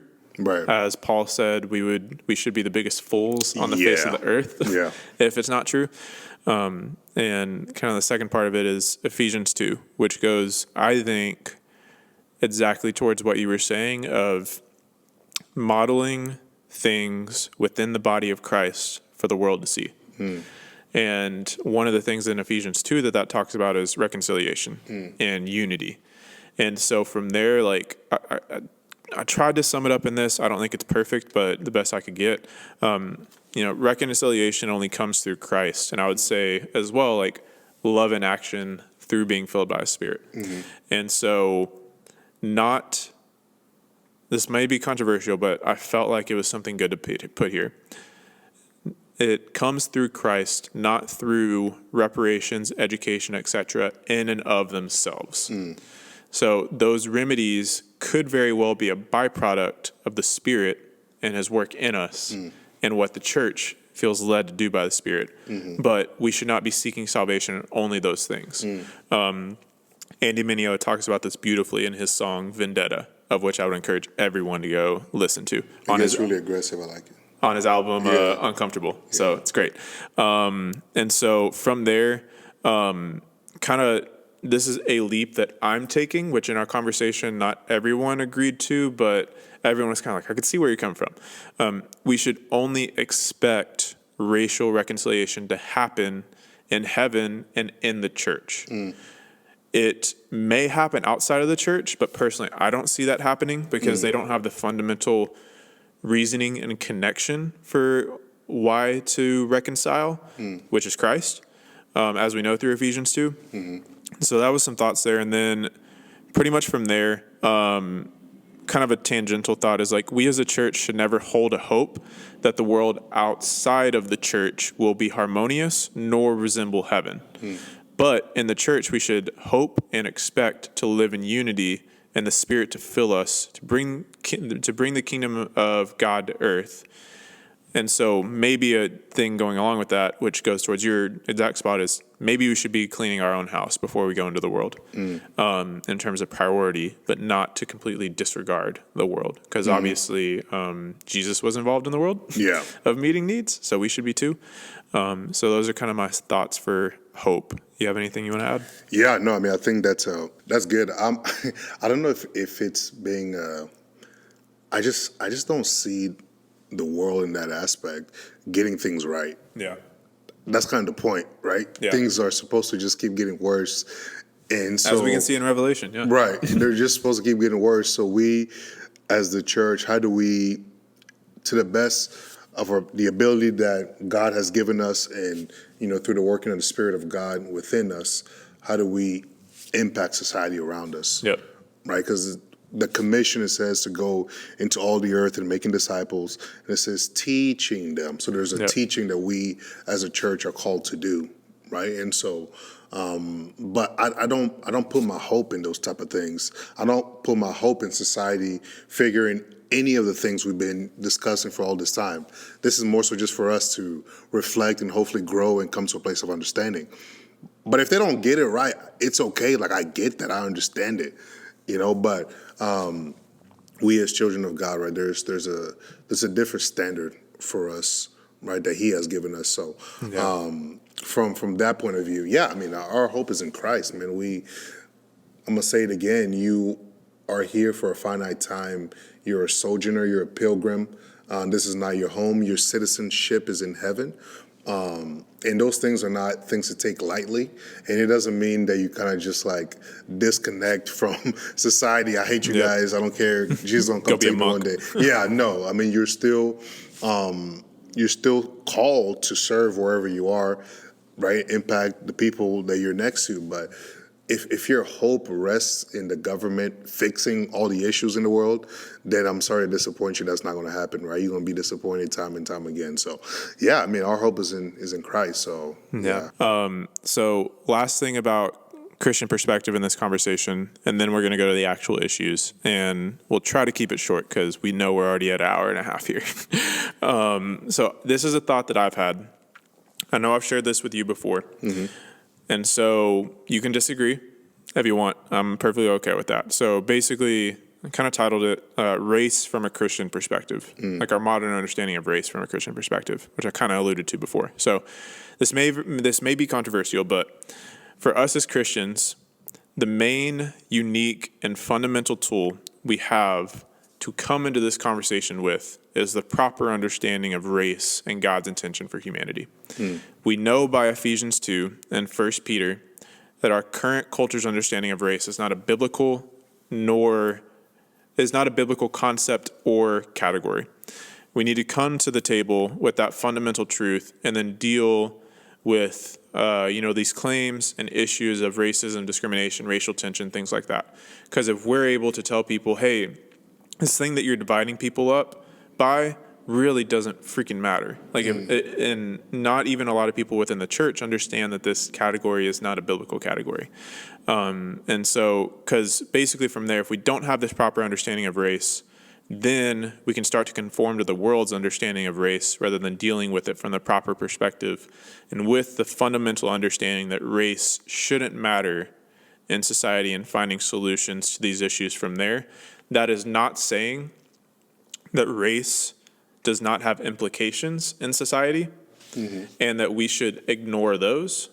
But one of the primary ways that we're able to tackle those is through saying, hey, this shouldn't matter. And kind of just to give a brief reason of why I think that's an important thing for the church to say is I'm not sure if you're familiar with pretty much intersectionality or critical race theory very much, or this woman, Kimberly Crenshaw. She's an academic at, I want to say Harvard. She was a student of Derek Bell's, who's basically the founder of critical race theory. But so she has this quote from the 90s. I will say she did find some very, very interesting and unique things when it comes to discrimination and intersections, but she's taken it a few steps too far. So she had this quote in one of her books. There's a fundamental difference between saying I am black and I am a person who happens to be black.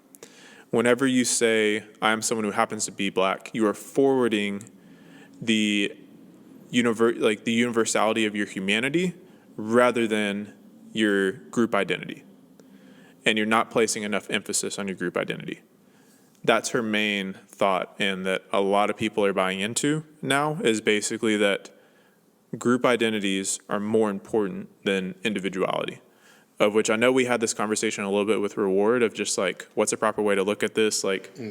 Group kind of stuff, individual kind of stuff. It's super tough. And so basically with the world thinking a lot of that, of like how important our racial, gender, sexual orientation identities are, and deconstructing those using a postmodern term from Foucault,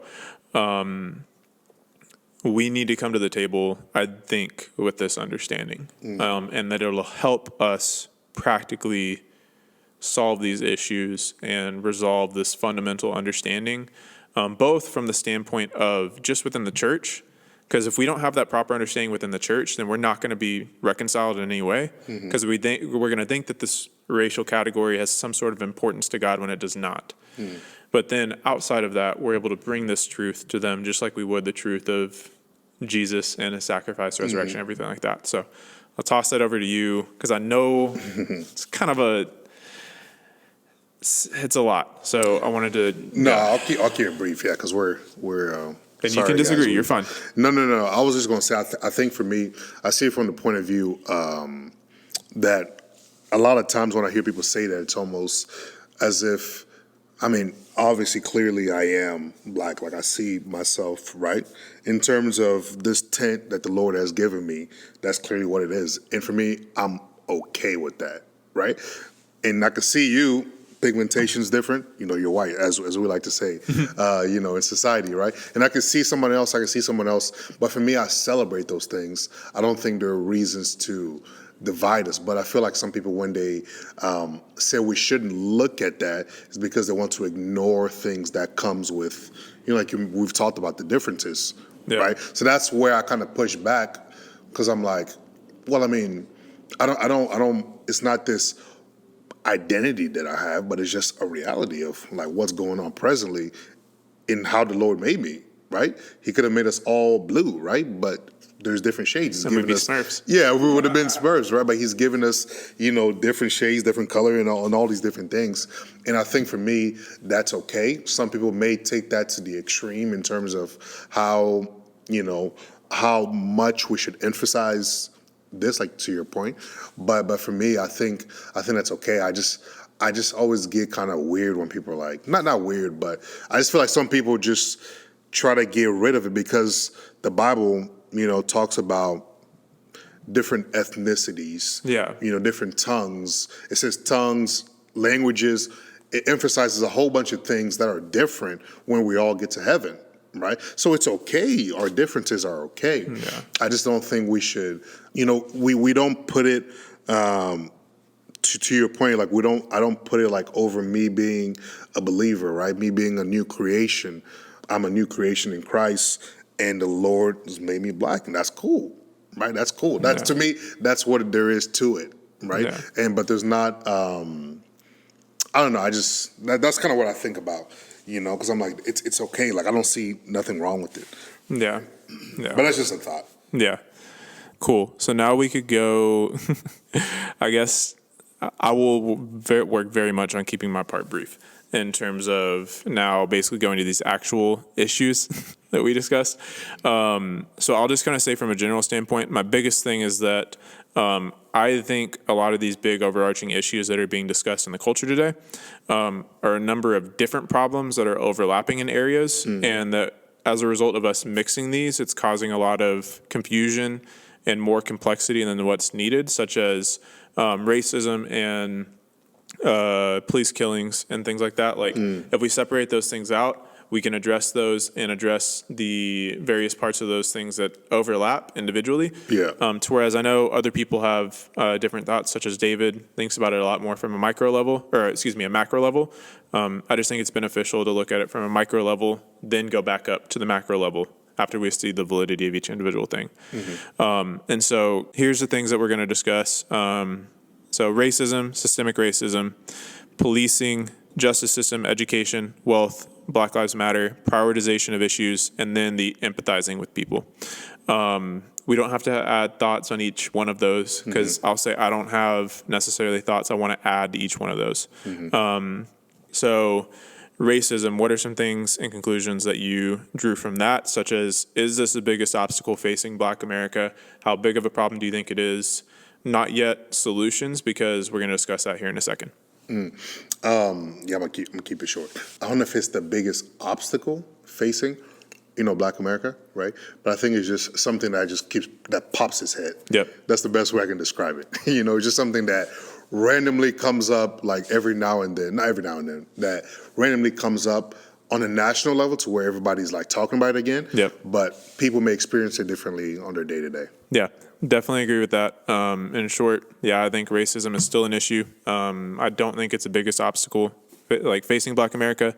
I tend to think that some of these issues that we think are race issues are more of class issues. Whenever we control for class, we see that race stuff is actually equal in ways. And so I think that's beneficial to whenever we're looking at these things to kind of look at.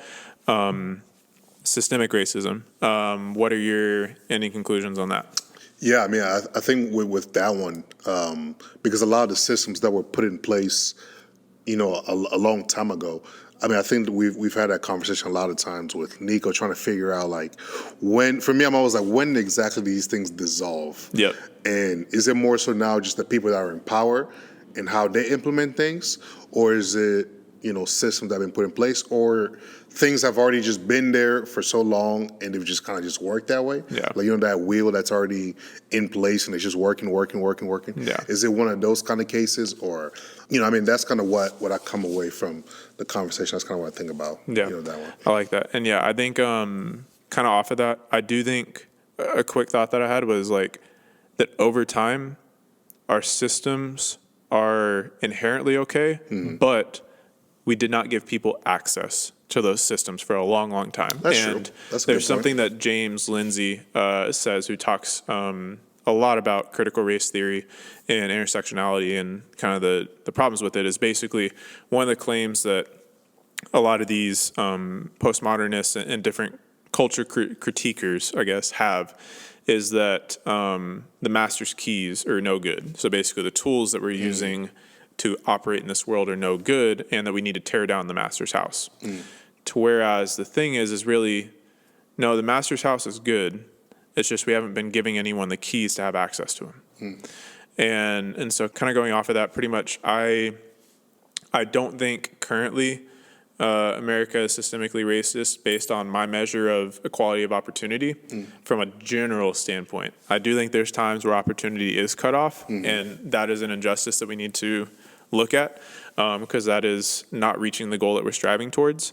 Something that's often been brought up a lot is this hidden underlying implicit bias, things like that is kind of permeating under the surface. We did discuss that. We did agree that implicit bias, not real, not measurable, not correlated with bias in action, not correctable, and just something that we can't attribute any of these issues to. I'm still struggling with the question of when did these systems become not racist. I'm still not sure, and I'm still trying to figure that out. Yeah. I don't know if it's incrementally. I don't know if it was right in the 60s with... All right, guys, let's stop it now. It's I'm not sure. Yeah. And so we discussed a lot of that before, though. Yeah. In terms of policing, conclusions. Conclusions, we will see. To be determined. I feel like, I think that's good. I don't know, man. Like I said, they just pop up every now and then boop, it's on our face again. So, Yep. But I feel like police officers, a lot of the ones that I talked to during the different protests that I've gone to, just speaking to them more specifically towards how are you guys keeping each other accountable. Yep. Right. And for them, it's like, well, the guys that are doing dumb things are making us look bad. So, we're doing initiatives to where we can address these things. Yep. Right. Within, their own departments. Yep. So to be determined. Yeah. I think from my standpoint, we already discussed like murder rates, crime rates, killings pretty well earlier. There's one thing I did want to add to this conversation that I think is missing in a lot of the conversations, is basically, which I love that you are seeking out, is the perspective of the police officer. One of the things I did just want to share of why I think it's important to look at both Black individuals' perspective and cops' perspective, granted all races from this point.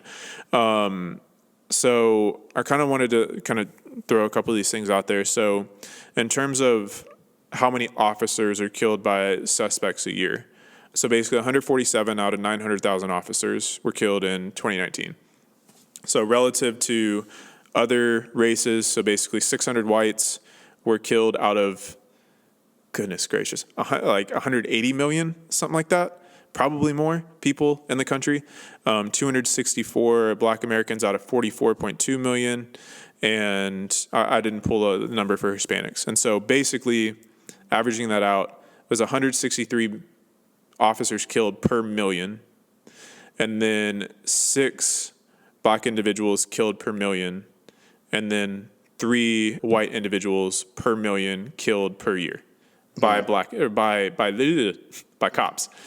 And so basically from there, the one thing I think we can be sympathetic with them about is in an interaction between a cop and any person, the cop is at least 27 times more likely to be killed than the person that they are interacting with is. And so their job is super tough, of which I think we all know, we just kind of keep in the back of our mind.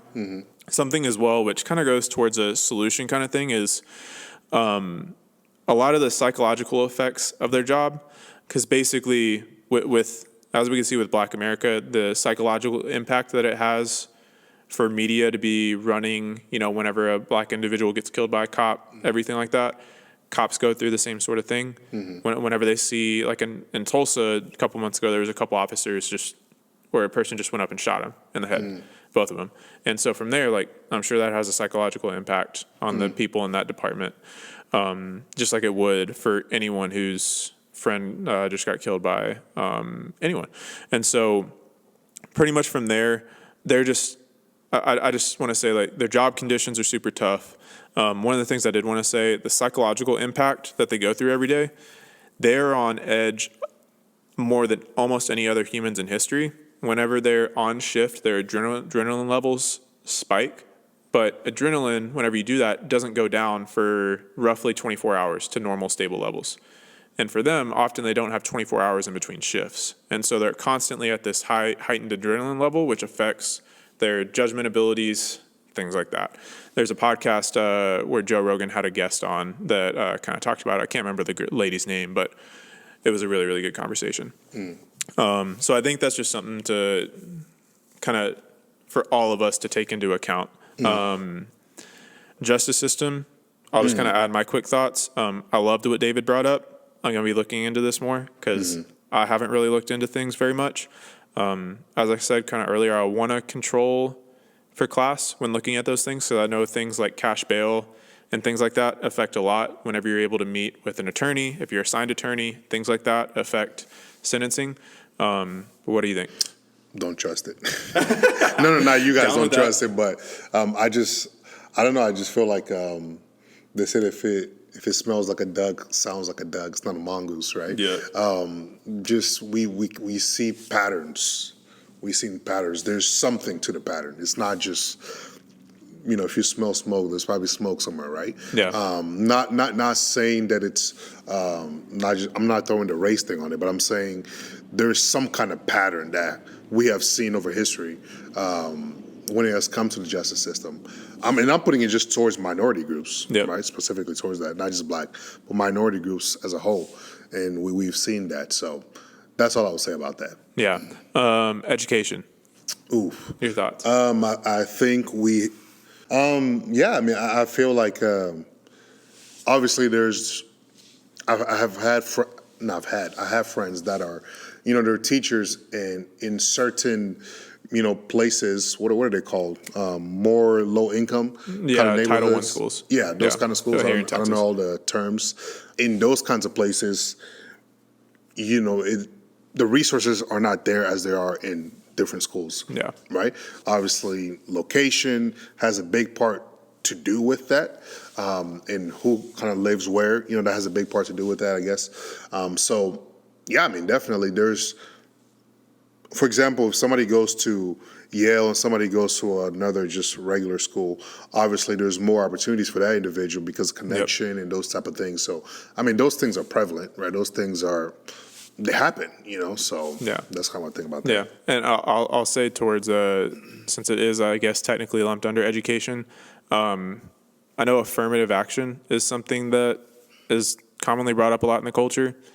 I'll say I'm okay with it from the minority standpoint of giving them more opportunity since they were cut out. Yeah, I don't agree with cutting out people from the top, which really only affects Asians because they're so dang good.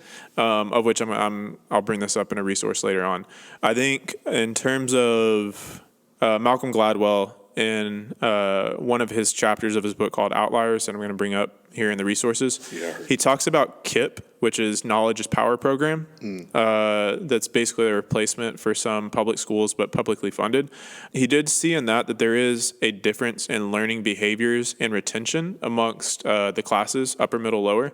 Whenever you hold for whenever you hold for class, there's no differences amongst race. But obviously, since class does correlate with race, meaning like more minorities are in lower class, it does disproportionately affect them. And so that's just something to look at, though. One of the things I do think is good that we have here in Texas is Robin Hood laws. So essentially what it does is make school funding equitable. by the modern sense of the word, so equality of outcome. So all school districts are equally funded from the public point of view. Where really the difference comes into play is things such as PTOs, PTAs, and parent involvement and things like that. Whenever you're in a wealthier school district, parents can donate more towards athletic programs, things like that. Kids often have their own devices such as iPads or whatever, to whereas often for lower income schools, the schools give them that technology, of which I think, especially with COVID and remote learning, we see as a big impact. And so basically, I think that's something that we do good here in Texas, even with it being the modern version of equity, because it allows for opportunity to be made way. And I think I'm all okay with that. The one thing I would bring up in terms of education, which isn't related to any policies, more of a teaching curriculum, is something that started either in the spring or in the fall, I can't remember, but I don't know if you've heard of the 1619 project that the New York Times wrote last year. It is, I'll just say it's not something that's good, and unfortunately they're now starting to teach that in schools. I'll let you look it up. There's actually a guy named Peter Wood who is about to release a book called 1620, which is a direct response to the 1619 project. And so if any of y'all who are listening to this happen to be parents and kids are going through school, I would just look to see if 1619 project is on their curriculum. And if so, be very wary of that and potentially buy Peter Wood's book, 1620. I don't even know the dude, but just giving him a shout out. Let's go with Black Lives Matter. Basically, your thoughts on the movement, if it's a net help, if it's a net not help, I guess. I don't know what the word would be. What are your thoughts? Yeah, I mean, I think I personally like separating things, right? Because we can't pick and choose. I like separating because most of the people that I've had a conversation with, they're not thinking about, like the organization in a sense, but they're thinking about the thought that Black Lives Matter and how, that as you kind of see, as we've had these conversations, part of the reason why we've had these conversations, right, because of that, right? And so for me, I'm not thinking about the organization, never been on the website. And I'm just saying that just to clarify, because people like combining things together, but then when you try and do that with other things, anyways. So from that standpoint, I would definitely say a net help, because if anything, it has raised awareness, right? Hence why we're sitting here having these kinds of conversations, because it was so overwhelming that we couldn't not talk about it. Right. Now, in terms of legislature and all these different things, net help. Another reason why I have a friend she works somewhere, and she was telling me how her job has started an initiative where a lot of the people that were there, I don't know if it was just minorities or just African Americans at the job, they've, just have a space for them and to talk about different things, right? And through that, they've kind of been like, oh, wow, we didn't know this was present. We didn't know this was present. Because if you feel like you're by yourself and you can't talk about something, then, so that's another example why I'm thinking in my mind, okay, net help. It's causing awareness. It's causing people to be like, oh, wow, these things are happening. Another net help, I've had conversations with people like, man, I never even thought about it. Like, it never crossed my mind on a day-to-day basis, right? And I told them, hey, you don't have to be an activist, but, just understand that things, happen whenever you hear someone share their story. It's not always, back to the stats point, right? Stat. Oh, wow, that's a reality for you. You know what I'm saying? And we're also starting to see how, that's starting to impact legislation. We see it with sports and how a lot of these the owners of the teams have donated money to go towards different causes in different societies, in different communities, like we've talked about, that community involvement, another net help, right? Yeah. So from that standpoint, I'm not talking about the organization and all the different things that people could bring up. I'm specifically talking about when you think about the phrase and what that has caused, over, I guess, take the good and the bad, what that has caused. So those are some of the things that come to mind. Yeah, I think I definitely appreciate over the last few months people separating the sentiment from the organization Right. and being intentional about that. I think that is a very key thing for this to be positive, because I think we all know the dangers that come with the organization, especially related to the gospel and biblical values. I'll say from my perspective, I think as of right now, it has been a net positive, but has a very, I don't want to say very high potential, but a potential to be a significantly damaging time if we do not find proper, we've talked about this before, but proper boundaries to where this movement is pushing, such as the ideas of modern equity, such as the modern understanding of diversity, which I might get to here in a minute, and certain things like that. And for example, with like things such as critical race theory being brought into businesses or government or things like that, which I don't want to get all political, but like I know it's just something that's on the news because Trump like brought that up and kind of did an executive order. But I will say he did it in a smart way, where he didn't outright ban critical theory, but basically any sort of education or training that teaches any race or group is superior over another, of which critical race theory does. I will say one of the things that I wish that would be able to be a little more articulated, not from BLM, but just potentially from Black individuals, because I read off the polls that were done from Pew and Gallup earlier about like Black sentiment with race being an impact. I just want to encourage that like the Black experience is not a monolith, just like over in Africa. Like Africa's not a monolith, even though y'all look the same. There are some things that statistically and like in terms of probability might impact a higher percentage of y'all than other races or whatever the proper way to phrase that would be. But I'm just saying I think the current BLM narrative is trying to paint this as a monolith, as like we all think this one thing. Whenever from studies we've seen that's not the case, and in a resource that I'm going to bring up here in a little bit, there's a Black intellectual podcast of which kind of articulated a lot like some of those concerns. And so the one other thing that I would say in terms of when this movement, my concern about this movement going too far, I think one of the ways that we'll be able to tell that, and I don't know if this is the ultimate thing, but just a way, is if the movement's desires for, justice, equality, things like that, are sufficed with potentially justice for George Floyd and some other specific reforms they've requested.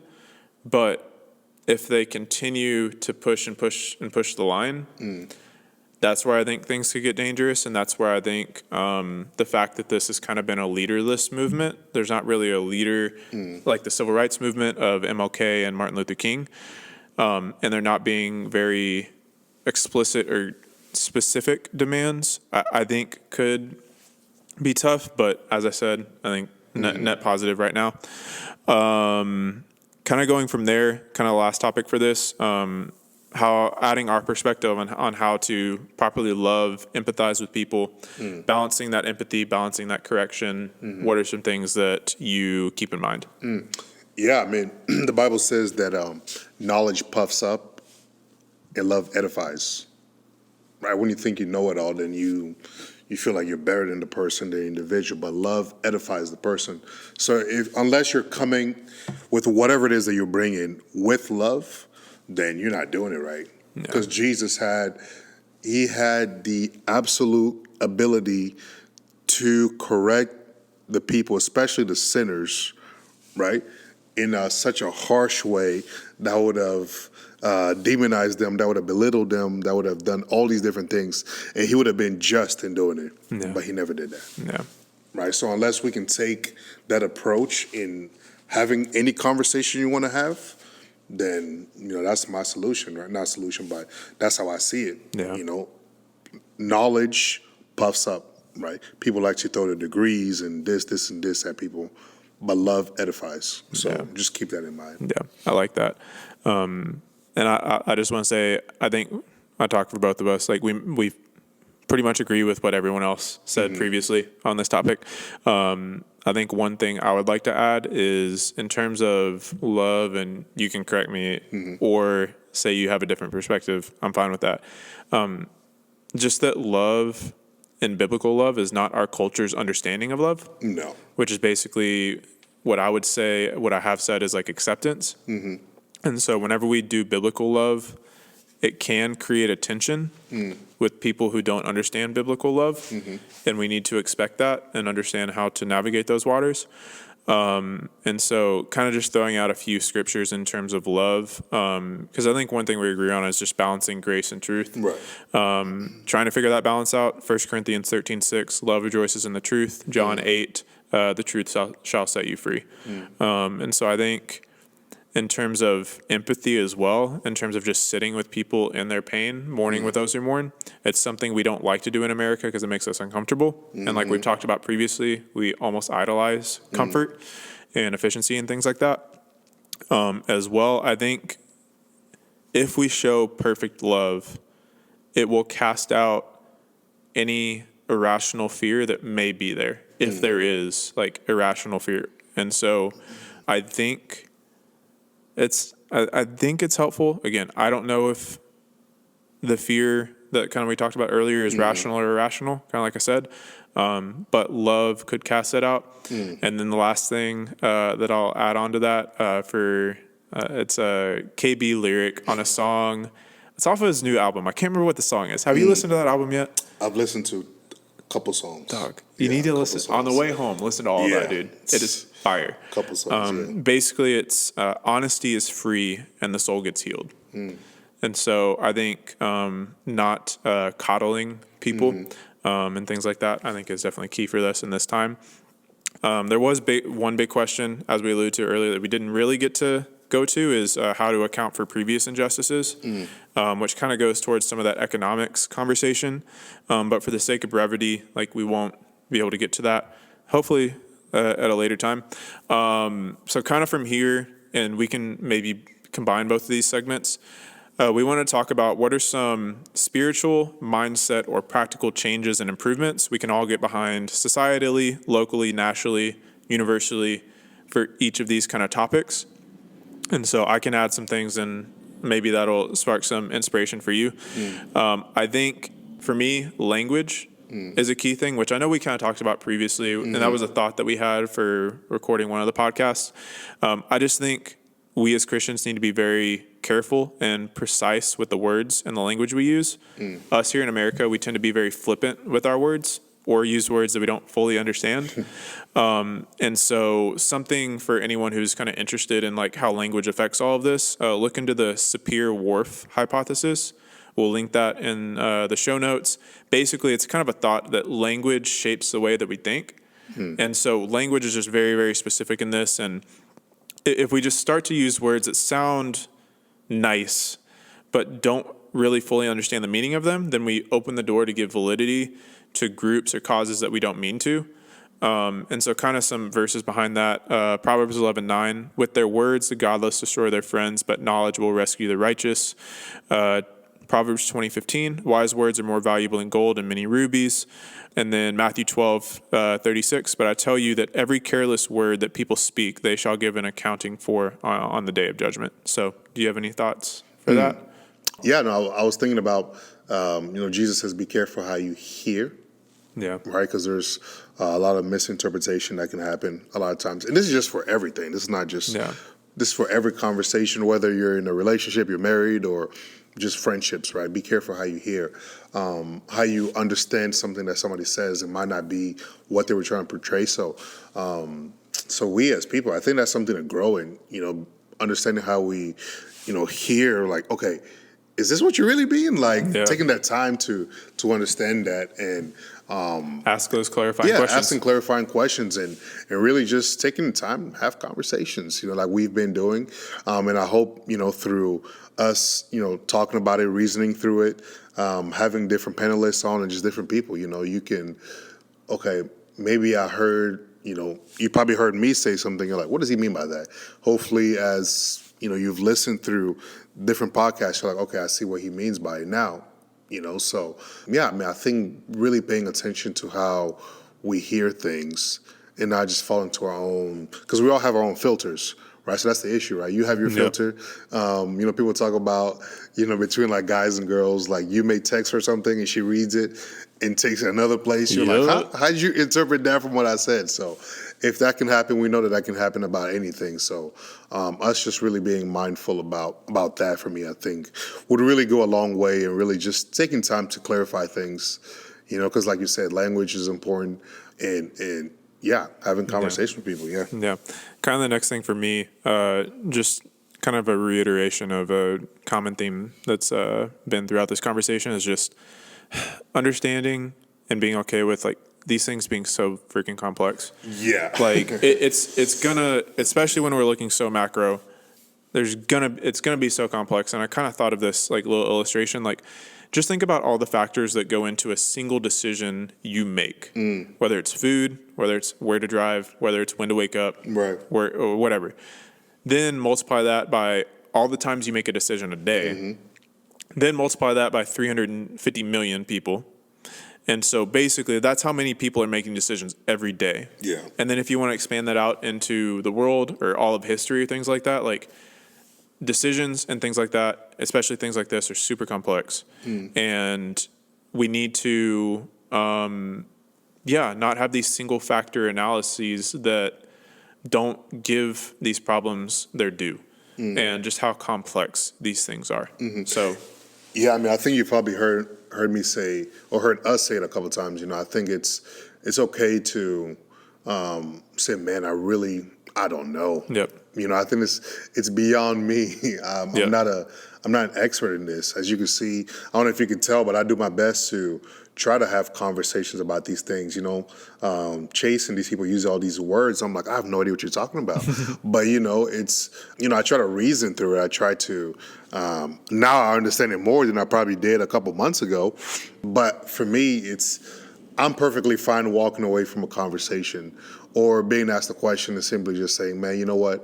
I don't know enough about that, right? And I'm okay with that. And I think there's from there's grace to be able to understand.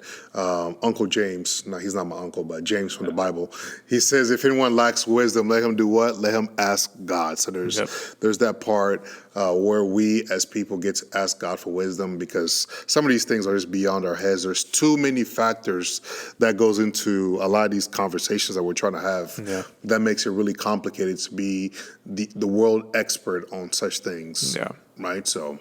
Yeah. And so kind of the next little subtopic, kind of practical things for like church role in these types of conversations. I'd say the one thing I would add to that is basically we as the church and Christians cannot afford to lose hope in these conversations. The church, as we know, like, and it's so cliche, but it's so true, like has the only hope that's really effective or really matters whenever it comes to this conversation.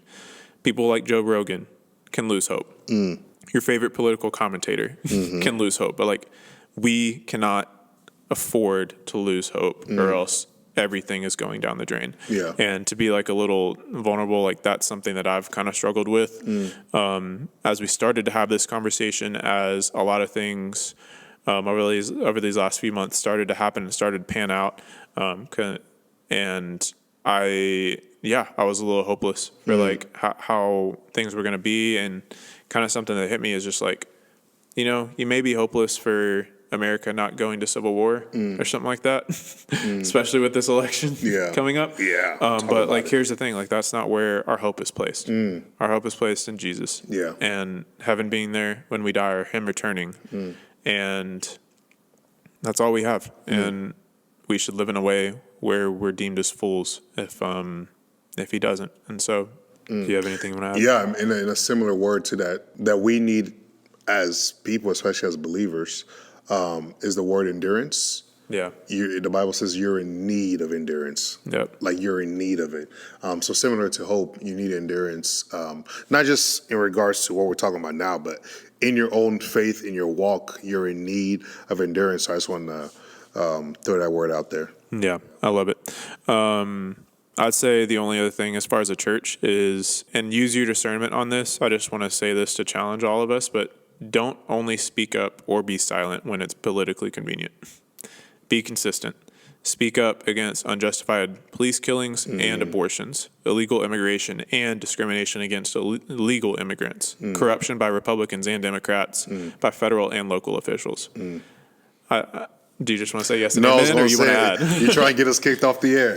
Nah, dog, we need this. No, that's good. It's good. And so then in terms of local community, I would just encourage these things that are basically all intertwined, but involvement and awareness. This is something that we've lost in this social media era where we want to find the most extreme or crazy story, yet we don't even know what's happening in our own community. And there could be something to a slightly less extreme degree, but still something that's very concerning that's happening.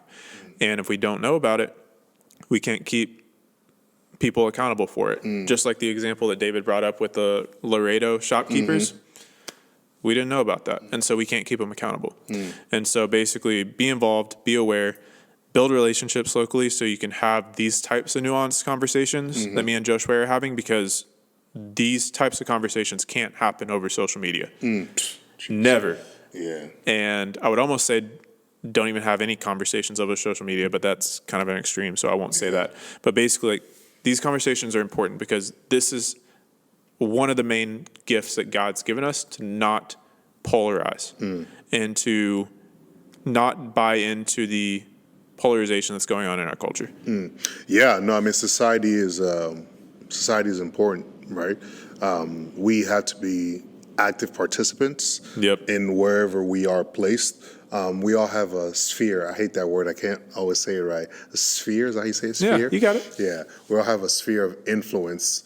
And so, utilizing that to the best of our abilities, I think one thing that we always talk about is just really getting out in the community where you are and, being there with people, having conversations. And I'm not the best at it. I don't even know any of my neighbors' names, right? I should probably get better at that, right?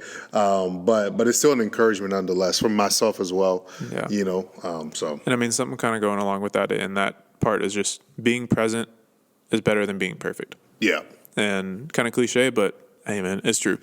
So kind of landing the plane here. Yeah.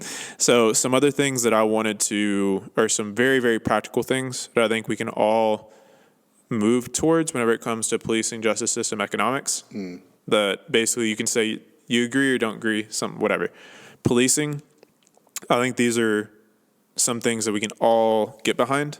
So the first thing would be, and Nico brought this up, law enforcement integrity units. That is not national or all over the place, something that he got started in Bexar County. I love the idea of that. What would it be? Federally mandated body cams. Yeah, that's important. I love that, so we can see what is actually going on. Let me add, I feel like it takes too long for us to get these footages whenever something happens. Well, there's judicial reasons behind that. Yeah, but it's just, I don't want to see it a year later, and then I'm like, oh. Yeah. Okay, but continue. Yeah. Just a thought.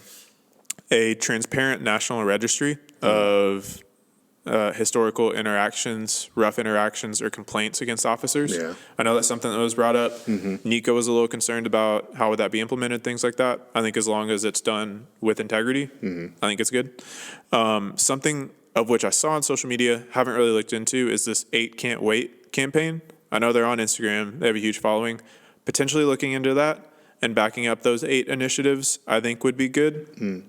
Not fully sponsoring that, but just saying, hey, look into it. Because I don't even know what is all in there. Never heard of it. The justice system. I think one of the things we could do is do away with mandatory minimums. This is a thing that limits the judge's ability to make judgment calls. hence the title. He's a judge, or she's a judge. They should make judgment calls. And so there shouldn't be these policies to force people to go away for 20 years for, a couple pounds of cocaine or whatever. Yeah. Never thought I would say cocaine on this podcast. So you're going to go weed, but that works too. Nah, we going hard. Yeah, okay, that works. So then economics. Yeah. Give some sort of incentives for people to invest in areas that are opportunity deserts or just don't have a lot of opportunity. One of the ways we do need to partner that is reduce the risk of their investment by reducing crime. We need to find the balance there because that's a very tough balance, but those are some thoughts. Do you have anything practically you want to add that you heard from the conversations that you think would be good? Like specific things like that? No, I mean, I thought a lot of the ones that you brought up were really great points, and thanks to Nico, for some of the ones some of the initiatives that, he started and he was over. I thought those were pretty good. Sweet. Yeah. So I think what we're going to do here to go ahead and just wrap up is you can share resources that you'd like people to go to that either you've been using during this time, you think is helpful, you think has a balanced perspective, and then I'll share some of mine. Yeah, I mean, I'm gonna say it for the last time. I've been listening to my guy, Pastor Tony Evans. Yep. He's always dropping wisdom for us. But I mean, there's a lot out there, and I mean, I feel like you can get lost, doing research. So if anything, instead of giving you guys research, what I would say is just, I guess, making sure that whoever you're listening to is credible. Whoever's listening to is credible. Making sure you're not just listening to, is it somebody that just has, everybody that just thinks the same way. Yeah. Kind of getting a balance, like, okay, that's a little too extreme, but I see what they're trying to say in that aspect. I don't know how to phrase that. Yeah, it's a way a guy named Jordan Peterson phrases it is ideologically possessed, where basically they're so uniform to that ideology they don't have any nuance. Right. Because I feel like you can learn different things from different people. Like, I never even thought about it that way. So, broadening your scope of, whoever you might be listening to or doing research from. If we're the only ones you listen to, maybe listen to some other people that talk about these things in a more eloquent way. And most importantly, read your Bible. Amen. I think that will help you a lot in this, right? Because this is not a external type of thing. It's all internal, right? Yep. If we can clean the inside of the cup, the outside will be clean as well. So that's just my last verse for today. Yeah, love that. And that was the first thing on my list was read your Bible. Make sure that you get God's opinion on these things, not other people's. Yes. I'll be vulnerable and say that's something that I have I've had a tendency to forget over these last 4 or 5 months. Yeah. That God uses His grace and fellowship to occasionally remind me of that. And so, that's first. So going to some other things. I've brought up his name a lot, Coleman Hughes. He is I think he's 23 years old and is either undergrad or a graduate at Columbia right now. Yeah. He is, I think, one of the most wise, patient, and I really do think nuanced guys to talk about this concept of race. For a little background, basically, he grew up with a Marxist mother and a pretty apathetic Republican dad, from what I understand. Kind of got into all the woke stuff in high school, then had an experience in college where it's kind of changed that, but he's able to understand the other side and the reasons for their arguments.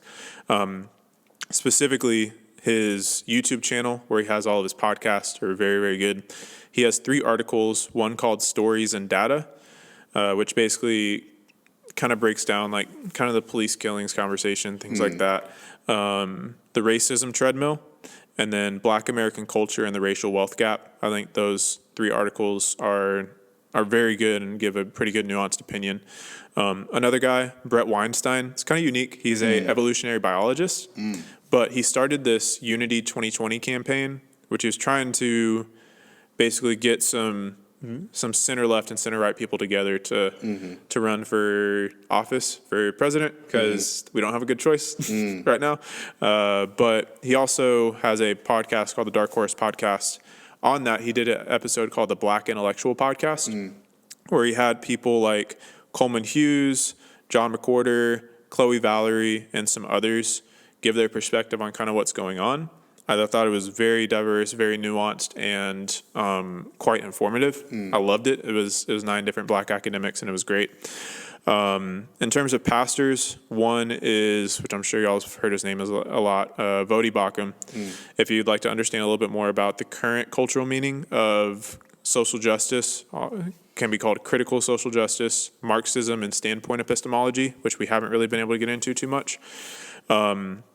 Another guy's book, James Lindsay, his book, Cynical Theories, as well his conversations with Joe Rogan, and his one on Coleman Hughes' podcast. Basically, if you want to understand kind of critical race theory, postmodernism, a little bit kind of anti-racism, and like how this all even kind of formed, he is very, very well researched and informed in that. Another book, which I brought up before, George Orwell, Road to Wigan Pier. One of my favorite books I've ever read. Basically, if you want to learn a little bit about motivations for people who claim to be an advocate for oppressed groups and how multiple cultures can be created within a nation, even something as small as England, I think that's very, very great. There's another book, very, very small, short story called Harrison Bergerson, that basically is a great tell of what it looks like for a perfectly equitable society by our modern definition to happen. I brought this up earlier. Malcolm Gladwell's book Outliers, specifically his chapter titled The Ethnic Theory of Plane Crashes. I think it's a great breakdown and a great discussion of how small differences in values, attitudes, and history of a culture can have a big impact on like the current people who are from that culture, and does away with that tendency of like inferiority, things like that, of like culture overall that white supremacists can get into. Mentioned this earlier, John Pfaff's conversation with Coleman Hughes about, and Pfaff is spelled Pfaff. His conversation with Coleman Hughes about prison conditions and like the real reasons that people go to prisons and what we can actually do about it is, I like that was probably the most informative conversation I've had in regards to that topic. Whenever it comes to news, one quick guy, his name's Tim Pool on YouTube. I think he's a pretty balanced guy. And I will say, to be fair, he has come out and said he is going to be voting for Trump.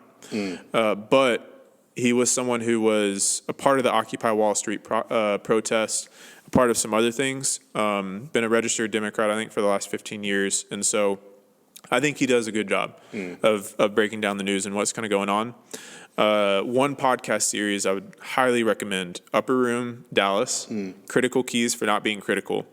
Really good at demonstrating how to give grace with truth, and also kind of breaking down the dangers of critical theory and how it's invading the church a little bit. I think that's really good. Another guy on YouTube, Ruslan, he's friends with our boy Montel Fish. He's a CHH artist and a YouTube commenter, talks about societal stuff, music stuff, political stuff, things like that. Johan Hari and his podcast with Joe Rogan, whenever it comes to drug use, what we're doing wrong, and what approaches other countries can take, or other countries are taking that we can adopt. Really, really good conversation into that. If you want to understand a little bit more about equity versus equality, you could just search that and Jordan Peterson on YouTube. He has a few good videos about that. The Dallas Statement on Social Justice, I think, is another good one. And so from there, as I said, we'll have this all in a Word document. We'll put this on our website. We'll have that linked in the description, so you go check that out, because we know it's a lot of resources. So we're almost at 2.5 hours. So to wrap things up, man, do you have any last thoughts you want to share as we close out this series? Anything, just anything, man. Yeah, no, it's been fun. We hope that you guys enjoyed all the various conversations that we've been able to have. Just the different thoughts that people have, and being able to, take what people say and, kind of form some kind of understanding for yourself, hopefully. We may disagree on some things, we may agree on other things, and that's okay. right? And so yeah, I mean, I really hope that you guys enjoyed it. It's been how long have we been working on this? I'm not really sure. Maybe a month, Probably 3 months. 3 months. Something Lord like have that. mercy. Yeah, so it's been a while now. We've continued to do this. It's been fun for us, educational for us. And, we really just hope that you guys have enjoyed it, especially those of you that are still listening. This episode was a little bit long, but we hope that you're able to find some kind of value in our recap. And we're excited to get back talking about various things again. But we felt like it was appropriate to be able to discuss some of these issues. So we hope that you're able to enjoy that. Yeah, and I'll just reiterate again for those of y'all who have sticked around this far. Thank y'all so much for that. And yeah, as Josue said, we really do hope it provides some value and everything like that. And I just want to say, like, personally, just thanks to Josue, because, like, despite my kind of hopelessness and doubt going into this conversation, he encouraged us to have this. He was down with it every step of the way, even through my kind of lofty goals at times and naive goals. But yeah, we just really wanted to have believers that we have relational equity with to come together to really be able to rationalize, discuss these issues, see what God wants. And I'll just say, like, this conversation, this series has been really beneficial, I think, for both of us to learn just how to curate these seemingly impossible conversations and racial conversations. It's something that whenever we started this, we didn't intend for it to be a black dude and a white dude doing this. It's just happened, right? It's just a byproduct of us following the Spirit. And so it's cool that we were able to kind of speak with us having that dynamic. And I would leave y'all with, a couple things. One is a quote by Alexander Solzhenitsyn in his book, The Gulag Archipelago, about corrupt systems in the Soviet Union. If only it were so simple. If only there were evil people and systems somewhere insidiously committing evil deeds, and it were necessary only to separate them from the rest of us and destroy them. But the line dividing good and evil cuts right through the heart of every human being. And who is willing to destroy a piece of his own heart? And so some of these things that just alludes again to just the complexity of some of these issues and things like that. And just as y'all are going into this conversation, and hopefully this laid a good foundation for y'all, we would just encourage y'all to find that proper mix of putting things practically and pragmatically, but also in a spiritual sense. Not over spiritualizing it, but really trusting God in what's going on and being involved in your community, partnering your social media activism with real life serving and action, and everything like that. So we love y'all. Thank y'all so much. And we'll be putting all of everything down in the description as always. Yeah. We got a lot to put down there. And that was the conversation. So we hope you guys had a great time. We had a great time. So yeah. So thank y'all for tuning in. Until next time, much love and God bless.